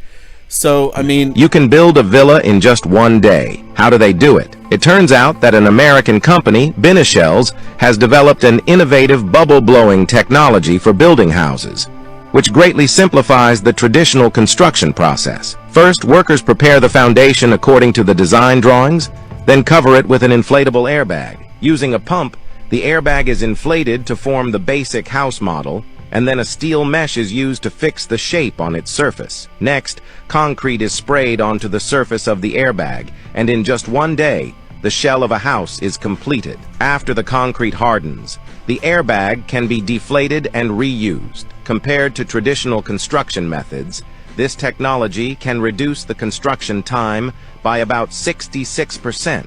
And the cost is only $5,000. These houses are not only low cost, but also structurally stable, effectively resisting natural disasters such as snowstorms and earthquakes.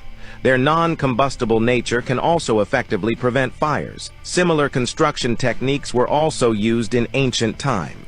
They are time-saving, labor-saving, uniquely shaped and beautiful, making them one of the most environmentally friendly construction methods to date. These houses have been applied in many tourist attractions and resorts, and once popularized, they will have great So the lowest potential. cost Imagine type of owning a construction sturdy is and charged beautiful at home an for just ultimate $5,000. premium because it's at resorts and other luxury venues. exactly. And if you look back before the Cerveza virus, there were videos coming out from 3D printing firms where they could print, you know, 1,500 square foot, 3-bedroom, 2-bath houses, fully finished, wired, plumbed, windowed, roofed for under $15,000. And then the big expensive architectural firms came in. The big overpriced labor decal GCs construction came in. unions. They came in to corner this innovation, and now those same houses, the 1,500 square foot, 3-bedroom, 2-bath houses that used to cost under $15,000 are now $500,000 because this conflict of interest comes in and stifles the innovation for greedy, pre-existing agenda purposes. So I don't see how this couldn't have happened hundreds of years ago.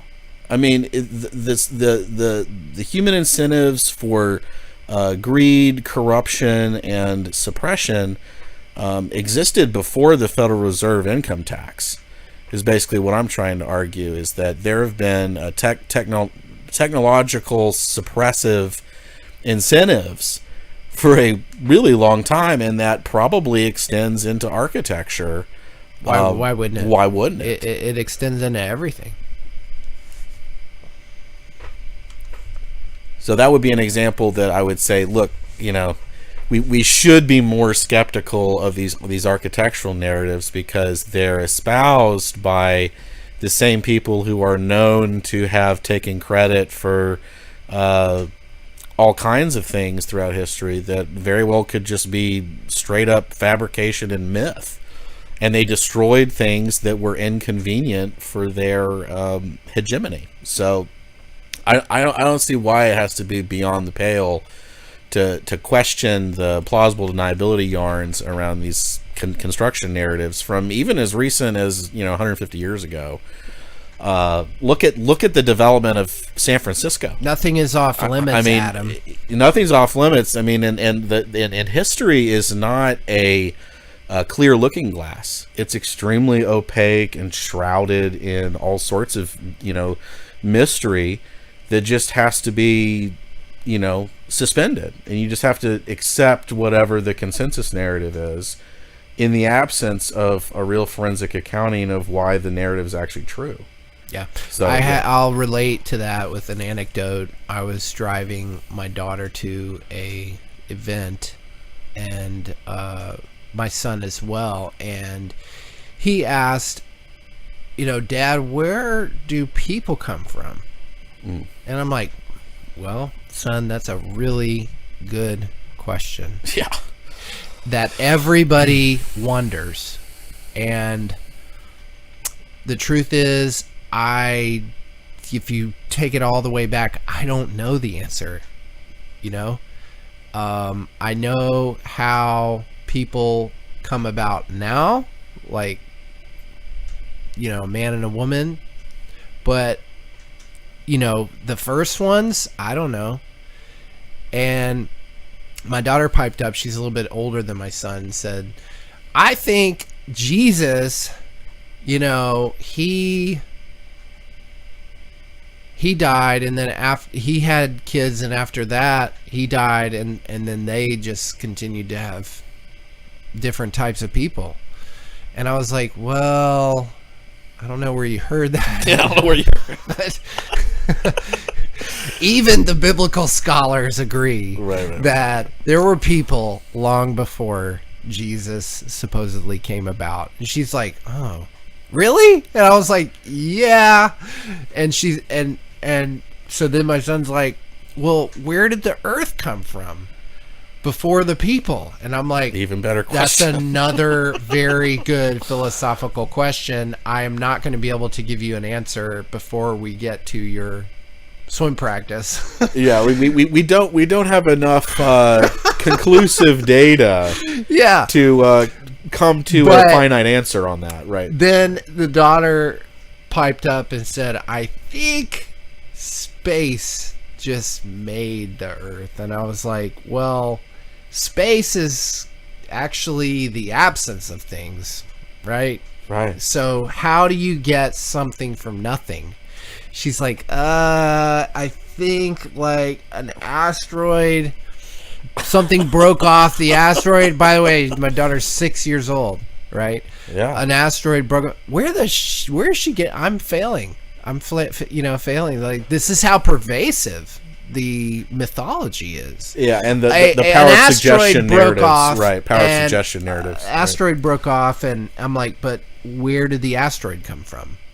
She's like, you're right. I don't know. I don't know. She's like, I don't want to talk about this anymore. Good. So that's where we're at. Food for thought. The 6-year-old's musings aren't really fundamentally better than the triple PhD astrophysicists. Exactly. They're just not. Exactly. It feels the same. And I'm here in the middle, like, I'm just a regular guy. What? Yeah. Where do you stand? So, but I do appreciate Adam coming on and sort of, maybe entertaining the conversation and entertaining the topic and sort of, I think that, he was maybe coming from a position of incredulity a little bit, instead of just kind of suspending his prior presuppositions around the topic, just kind of going with it and realizing that there's a lot more opacity to these explanations for even things as physical as architectural buildings. That there is an occult element to historical construction that can't be so easily hand waved away. He said it. The biggest what did he say? The biggest propaganda is the best-selling book in the world. Right. If that's the prevailing ideology, dogma right, and ideology, don't all incipient topics deserve the same line of inquiry and scrutiny and skepticism and cynicism. Yeah. Right. Yeah. I don't see why not. I mean, and I think we're at a point in history where we it's kind of like the whole,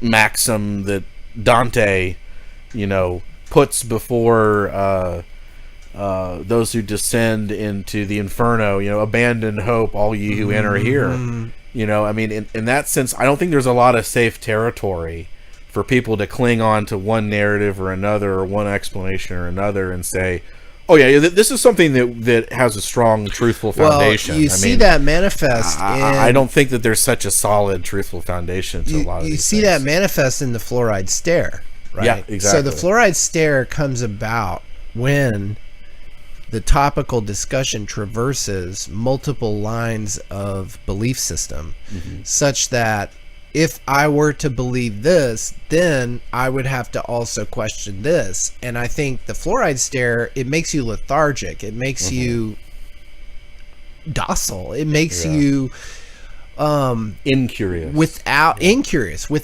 the ability to put the energy into that thought process. I'd rather, frankly, do dumber things, essentially. And that's where the conversation typically stops, is, well, I can't, if I accept this, I can't accept that. And again, I think that's if we can accomplish anything with ZNN, it would be to create some sort of cultural shift, like with an influencer, a well-regarded ideologue like Adam Green. Like, let's expand our horizons a little bit, and like we said, no topic is off limits. That's right. And that the ubiquity of myth is probably much more pervasive than what we would like to admit, or what would make us comfortable in our modern sensibilities. So we still have 385 on the line. Are there any departing words you'd like to share before we say goodbye to you? I guess 202 is still on the queue. He's been there for 2 hours and 16 minutes, didn't answer before. I'd love to give him a chance to pipe up. Otherwise, I have some clips and other kind of announcements I'd like to make. But 385, you want to say goodbye to the ZTIDIC News listening audience?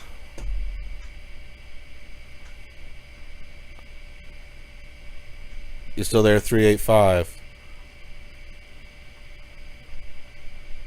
I guess not. Yes, he's listening. So I'll return him to the queue. I will put 202 on the line. Area code 202. We've dropped you back into the show. This is ZTIDIC Newscast episode 48. We are 30 minutes before the end of the show, so we still have some good time to really get into some other topics. If you're there, pipe up and let us know how you found us, and maybe where you're from or your handle, if you want to promote a Twitter or Telegram or whatever. We would definitely love to hear from you. And of course, if you're participating, you have a chance to win 444 Tfuel as part of our incentive mechanism at the ZTIDIC News Network, the first next generation news network powered by Theta. Tfuel's the subtoken on the network, by the way. It's potentially the future of decentralized content streaming, which we're in the business of. 202, I'm going to leave you on the show. If you're there, want to say hello, please feel free. Hello. Otherwise, 202, are you I there? wanted to mention we almost had another special guest on tonight's show. A group that I totally missed in the last 4 years, having developed virally on the internet. But their videos started to permeate my Instagram feed, and then I discovered and started to realize like what this was all about. It's a channel. I mean, their group is called Dads Against Predators. And they are like a vigilante To Catch a Predator team, and I started to watch their videos. They're pretty revealing, interesting, sad, disturbing, and entertaining all in one. I reached out to one of the founders, and he had agreed to join our show tonight, but I was unable to confirm that, and I don't think he has called in, although he's had the invitation. But it's all good. We've had a really good show so far, and we'll try to get him on a future show. His name is Joshua Mundy, I believe.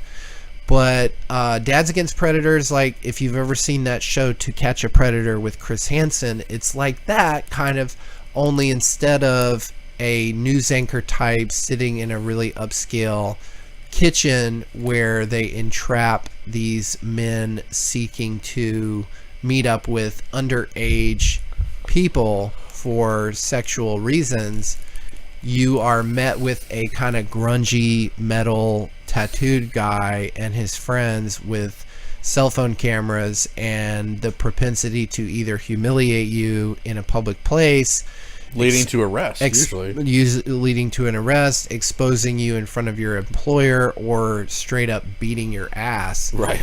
And man, I've been on some business travel and whatnot, and I just discovered them recently. I can't believe I missed it, but apparently they got demonetized on YouTube after 39 million views of their videos.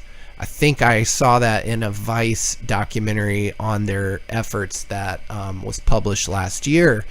But they were demonetized before I even knew about them, and they started to surface in my Instagram feed. This is one of many channels that they've had to create because they keep getting blocked. And that was also another reason why I was interested in potentially having them on the show is, again, ZNN is all about having conversations about things that are censored, because we probably should be talking about those things if the powers that be want to censor them. Right. And so, like, why... These guys are basically, yes, they are pretending to be underage people on the internet, you know, not soliciting themselves, but, you know, there are all these apps like Grindr and so on where people use them to meet up, and, you know, old, middle-aged, adult men and women are attempting to meet with underage people who don't belong on the platform to begin with, but are nevertheless there. Or, you know, that happens, but these guys are pretending to be those people, posing, and you know, you could argue entrapment, but it's also a disclosure technique. It's a disclosure technique. It's an expose. And I've listened to some interviews with one of the founders named Joshua, who, again, I've interacted with and we may have on a future show. And even in his Vice documentary, like, you know, he is criticized by the local police sexual predator task force for, you know, just trying to get clicks and trying to get views and trying to get money. Never mind the fact that the police and these task force people, they get money for their job, which is to do the same thing that he does. He just happens to do a better job than they do. Right. Or, you know, and he has to make a living somehow, right? Like, and there are travel expenses involved with this. Like, it's not free to spend time is money. Like, he's spending his time, you know, identifying these people, which they admit are legitimate subjects of should be subjects of investigation. They've admitted that. But instead of the formal justice process, which basically leads to their release and, you know, continued degeneracy, he meets up with them and exposes them or beats their ass. So let's play a clip.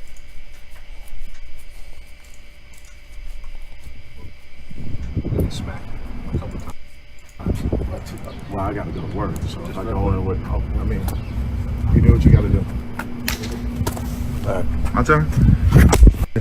This guy was trying to meet up with a 13-year-old girl at his place of work. If that was going to be the end of it, yes. Okay. Whoa! Shit open here. What do you think that was? Oh, okay. Yeah. Ready? Yeah. Oh, that was the down count. There we go. There we go. Ready? Last one. Now my associate gets Now why are you getting smacked again? What's your name? CJ. Hold on. No, you said your name was Chris. Then you ask me again. What's your name? CJ. I'm gonna ask you a third time. Tim. Okay. Bet. Hold on. He gave us 3 different names. Smack him for each one of his names. You good to go? Yep.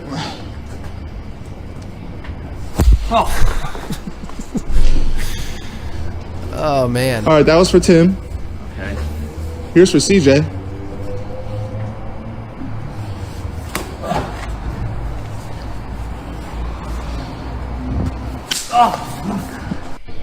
What's so interesting to me is like 99 times out of 100, these guys take what they get. They admit what they're doing. Well, I mean, there's a certain disinhibition that has happened in the last decade where they've been trying to euphemize pedos as just minor attracted persons, right? I mean, they think that there's a certain level of permissibility through clandestine omission. What's so right? interesting too is like a lot of times these guys will get confronted and they're like, "I knew this was a setup." That's their defense. It's Right. like, I knew this was a setup. I was just here to find out. Right. They're such liars, man. Oh, sure.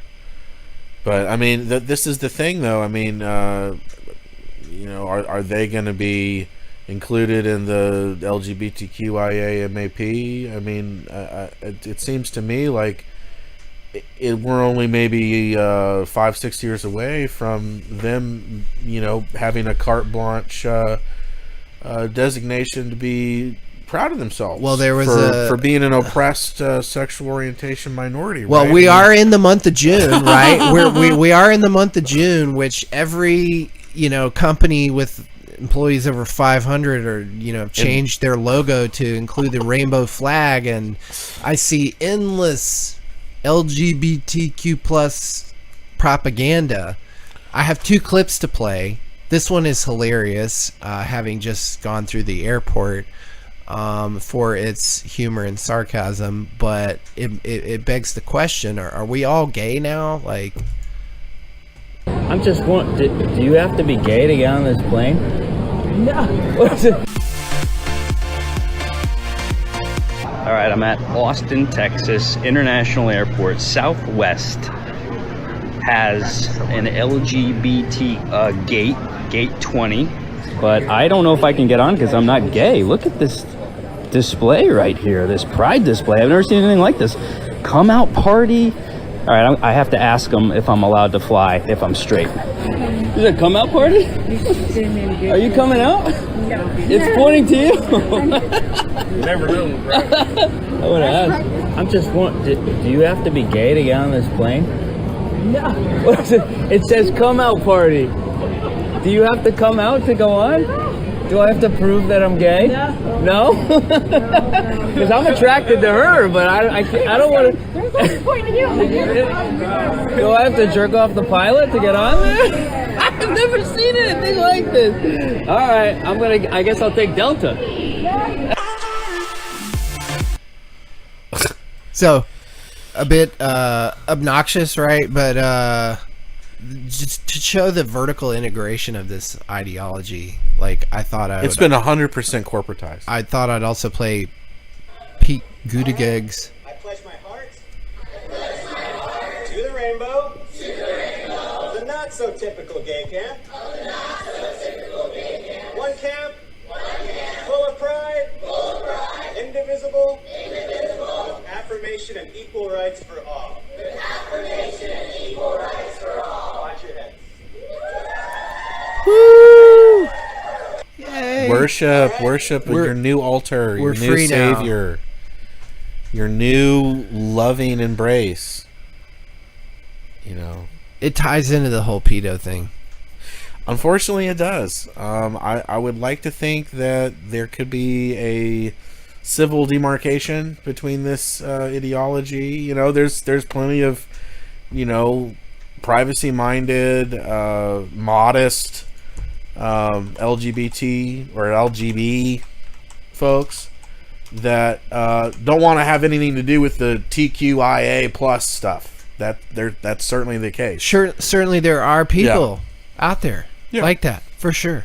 I know they exist. Right, yeah. But unfortunately, the trajectory of this ideology, it does not appease to the first three letters of this coalition anymore. There's a great meme. I wish I had it up.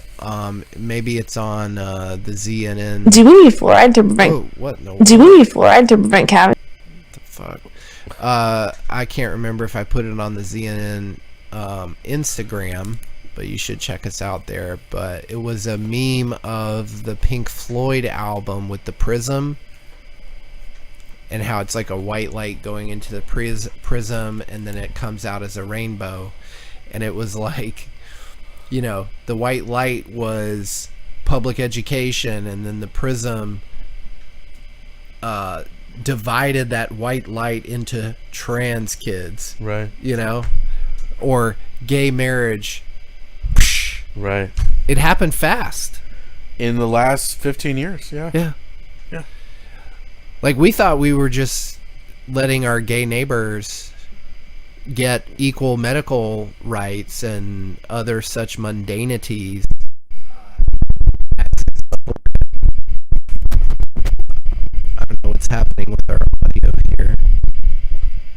We're having some distortion, but yeah, I think, you know, when Obama was in office and he... You hear that? It's like, is the caller there still?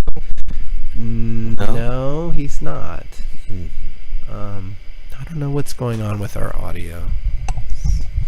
Make sure these connections are good. But yeah, Obama was in office, and I think it was like a last minute effort to save some face, I guess, for his campaign promises, and he, you know, legalized gay marriage in some federal capacity, and you know, most self-professed reasonable conservatives, you know, said, well, you know, I'm all right with that, you know, like, we should have equal rights and this and that, but like, it was a stepping stone. It's the Animal Farm slippery slope. Yeah. So eventually, when we all clamor for equal rights, some people are going to have to be more equal. It's than like others. I talked about earlier, how these Overton window events always start with something that most people can agree is reasonable. Like when we talk about eliminating language, the word hate, the N-word. Oh, it's so negative. It's from this really dark place. We don't need that. Let's get rid of it. That's, you know, Patriot Act. Like, what are you, not patriotic? The Child Protection Act. You don't want to protect children, even though, like, you know, these various bills and such are egregiously taking away people's civil liberties. It's a incremental bureaucratic coups. Here it is. I found it. Yeah, there it is. Gays deserve the right to get married. Triangle less than 5 years, and we get trans kids. Mm-hmm. I kind of butchered it a little bit, but I mean, I think I got the gestalt. You know, I mean, it just shows the Overton window effect. Absolutely, right. And I mean, and the thing is,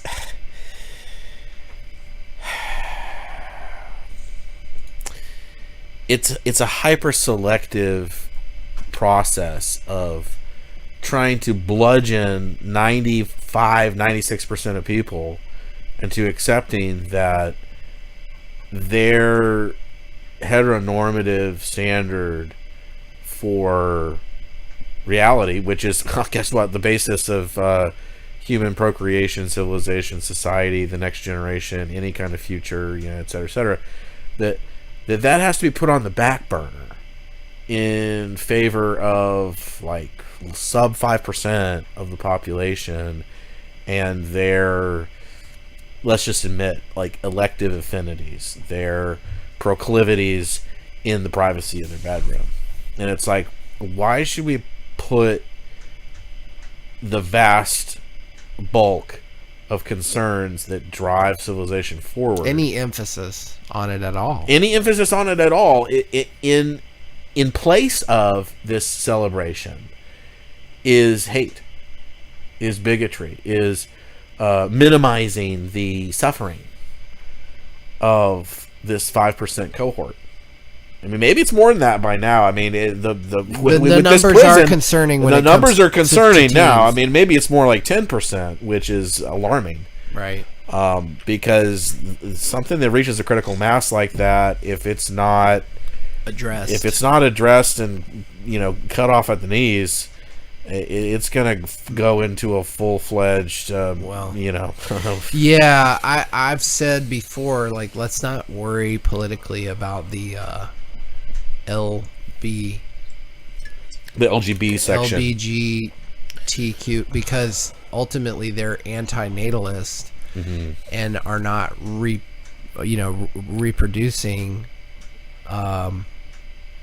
themselves, and so they will eventually defeat themselves through extinction, unless they get some sort of adoptive capacity or the ability to grow through genetic engineering, which we've talked about, the pod babies and the lab babies, the and septuples, the surrogacy phenomenon as well, IVF, which can create almost an opposing force. Yeah, and it's like you scratch your head and you're like, wait a second, are we really confronting the idea of manufacturing human populations?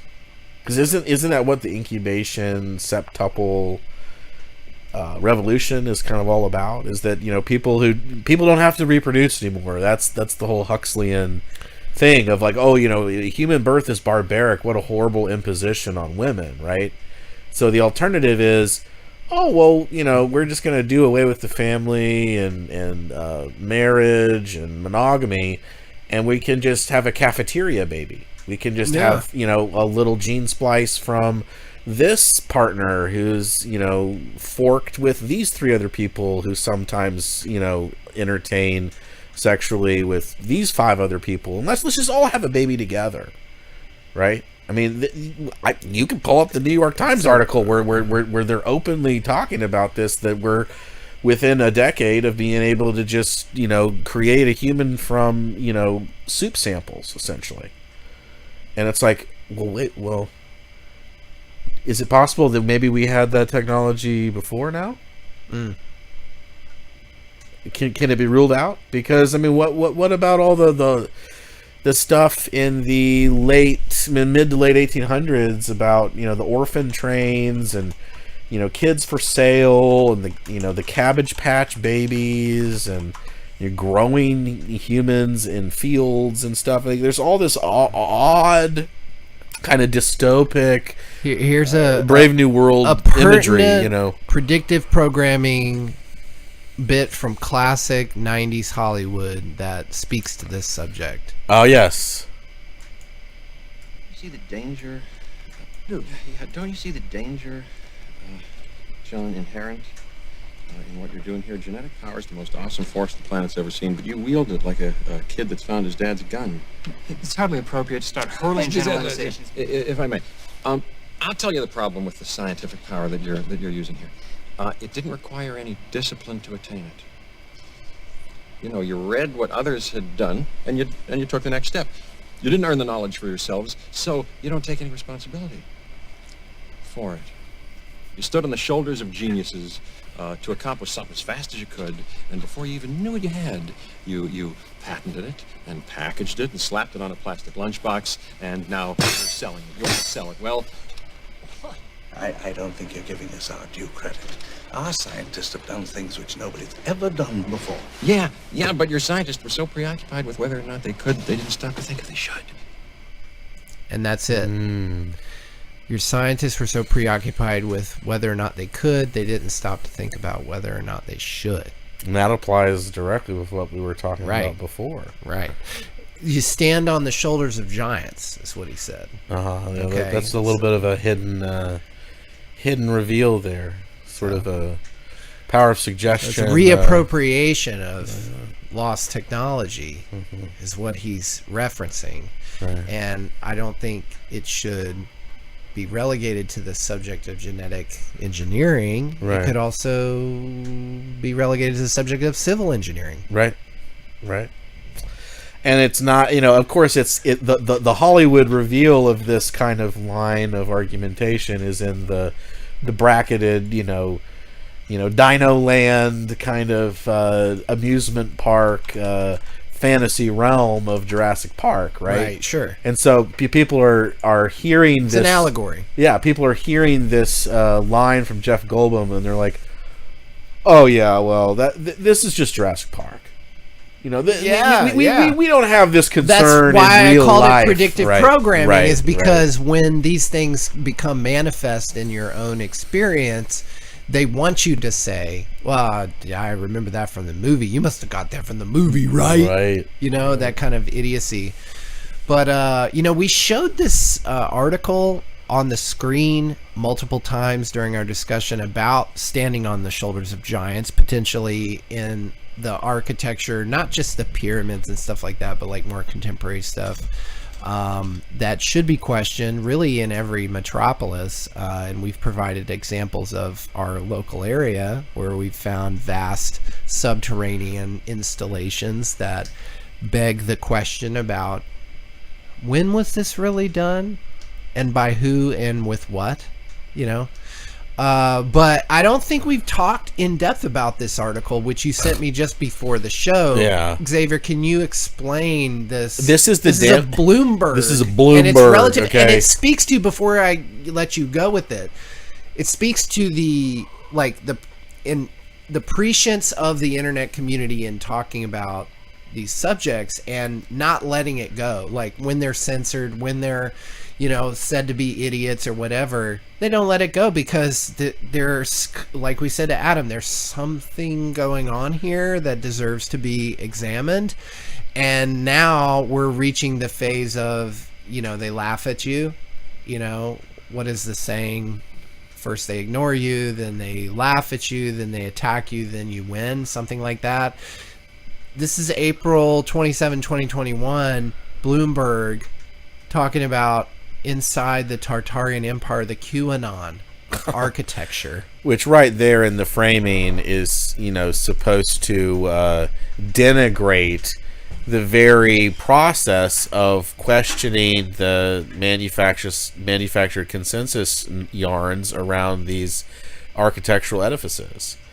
And basically what this article does is it gives little snapshot, kind of decontextualized, piecemeal insights from people like John Levy, who we would love to have on, and a couple other YouTube personalities, where they're like, yeah, I mean it's just sad that a lot of these structures were destroyed and demolished for kind of inexplicable reasons, and that we don't have the grandeur architecturally that we once apparently had and were able to produce in replete fashion in prior ages. And this writer basically chalks that up to, this is just an arch traditionalist right-wing fetish for aesthetic moralism.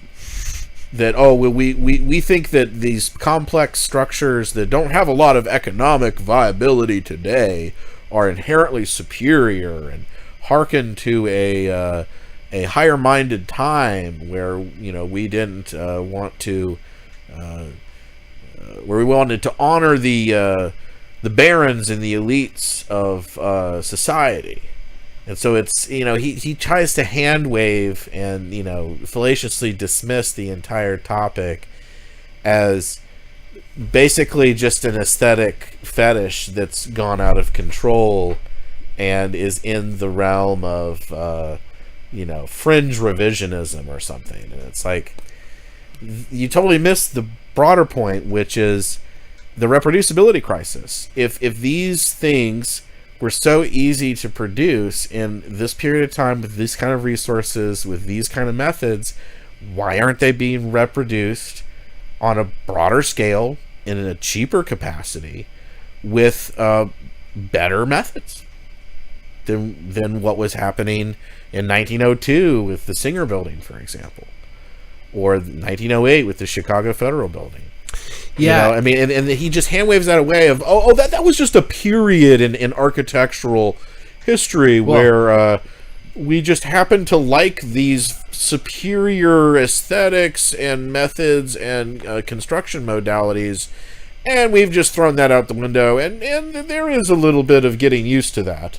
Yeah. But at the end of the day, we could easily build all of this stuff all over again, but it's just not very practical or economic. And it's like, you completely avoided the question, is why is it infeasible and not economic right now? With the advancement of technology, it should be cheaper, easier, and better. Right. There should be a deflationary trend in architectural techniques that should be able to reproduce the Biltmore. Like Adam did earlier, he'll point he didn't, but a commenter pointed out, we've got taller buildings today than anything that, and it's like... Yeah, but they're hollow. But also... And they're built of inferior materials. The benchmark, like, if we're even going to believe the contemporarily accepted timeline, we have structures made of megalithic proportions lasting thousands of years. We don't even have a benchmark for these contemporary structures, which are supposedly taller than anything that's been built previously. They've been around for what, 100 years? Sears Tower, the Burj Khalifa, these other like skyscrapers, which are concrete and steel reinforcement and so on. Apparently they can be toppled with an airplane strike. But what would an airplane strike do to the pyramids? That the airplane would just be like aluminum foil shavings, basically. Right. So we don't have a benchmark. Okay, so maybe we have the tallest building that we know of today. Right. We can't say what ever was if we don't know what ever was. And also, height is not necessarily the end of sophistication or complexity.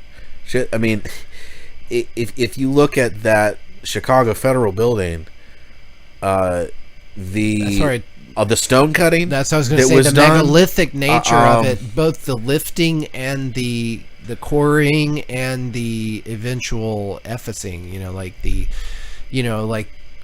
pyramids were actually cased in ivory, or not ivory. Well, it was some other stone, igneous rock or something like that. But it was granite or planed to such precision as to be compared to a modern not a contact lens, but like a bifocal or whatever. Like that level of precision of grinding, the declination of it supersedes anything on that scale that we build today. Well, and then also the whole narrative around the World's Fairs, right? That these things were basically made out of paper mache. According to the photo evidence and the yarn that was applied to it. So if that was so easy to do with paper mache and corn husks and temporary materials, why aren't we popping that up all over the place as emergency housing? Right. How come we're not having world fairs where? Well, if it rains, it'll fall apart. Except, but it didn't for years, right? So. If it was so cheap and expendable to do it back then at such a grand scale with throwaway materials, why the hell aren't continuing to do that today? Right. It should be even cheaper. There should be a deflation curve based on technological advancement, unless certain techniques have been suppressed deliberately. so as to not replicate these kind of structures and demonstrate things that have been kept from human civilization deliberately. Which at this point, I don't think you can rule that out of the equation just on the face of it. Right. Because, I mean, we gave you an example of a highly deflationary construction method that's being suppressed today. So why are we giving the plausible deniability yarns credit today that similar technological suppressive activity wasn't done in the past? It's being done today. Right. So what makes us so unique? And certainly there's a historical recurrence of this stuff. And I think that, if this mythical yarn has been around for as long as it has about, the Messiah coming and the end times and apocalypse is destroying everything, then why question your surroundings? It's like, well, how many civilizations have been, built and torn asunder and destroyed and just, left to the dustbin of history to be forgotten because they were considered Amalek for not adopting this mythos? How many times has it been done? Libraries and vast great stores treasure of knowledge. troves, and then we look at the subterranean question. And that's a whole other aspect. There is huge subterranean infrastructure all over the place. Even in the old world, in Rome, they built this stuff. What was that? The underwater tunnel that goes for 1,500 miles from the Vatican to Constantinople. Or something like. It's unbelievable, and that infrastructure still exists today, yet it can't be replicated. We don't replicate that. We can't create those kind of tunnels. Not only, we say that we can, but the proof's in the pudding. We don't. can, but we don't. So if we can, but we don't, what's to make us really think that we can? Right. If there's a reproducibility crisis and there's no direct forensic evidence of them trying to copy the exact techniques in a more efficient, more developed, more technologically savvy way, then why are we to believe that We've been at city council meetings where people were struggling to get money back because their toilet was leaking water and the city was charging them so much money for the leaking water that they would have to consider moving to another state so that they didn't have to pay the water bill. Does that sound like the most advanced engineering civilization that has ever existed? No. It we sounds like a giant hellhole. We are, but we're just not. Like, that doesn't add up. Unless they're just, they have it for themselves, but nobody else. Like, I mean, maybe that's part of it, or the other part of it is they just want to treat everyone like trash and not, well, release this is things the other thing that would is, make life better. Not build things that would make things more inspiring. I mean, maybe there's a certain kind of predatory retardation there that I would maybe lend some credence to. Sure. But you can't ignore the fact that there's a reproducibility crisis in these architectural narratives.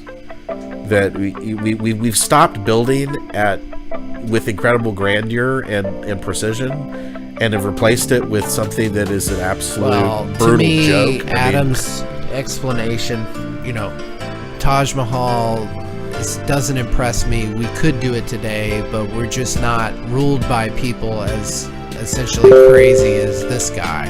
But then that would provide more incentive to build structures of such grandeur, because we've emancipated ourselves from these evil tyrants. We can all work together now in a democratic society to efficiently build structures. Either way you cut it. You should have. You should have a reproducibility, and there isn't. There is none. I guess we just have to look to the Sphere in Las Vegas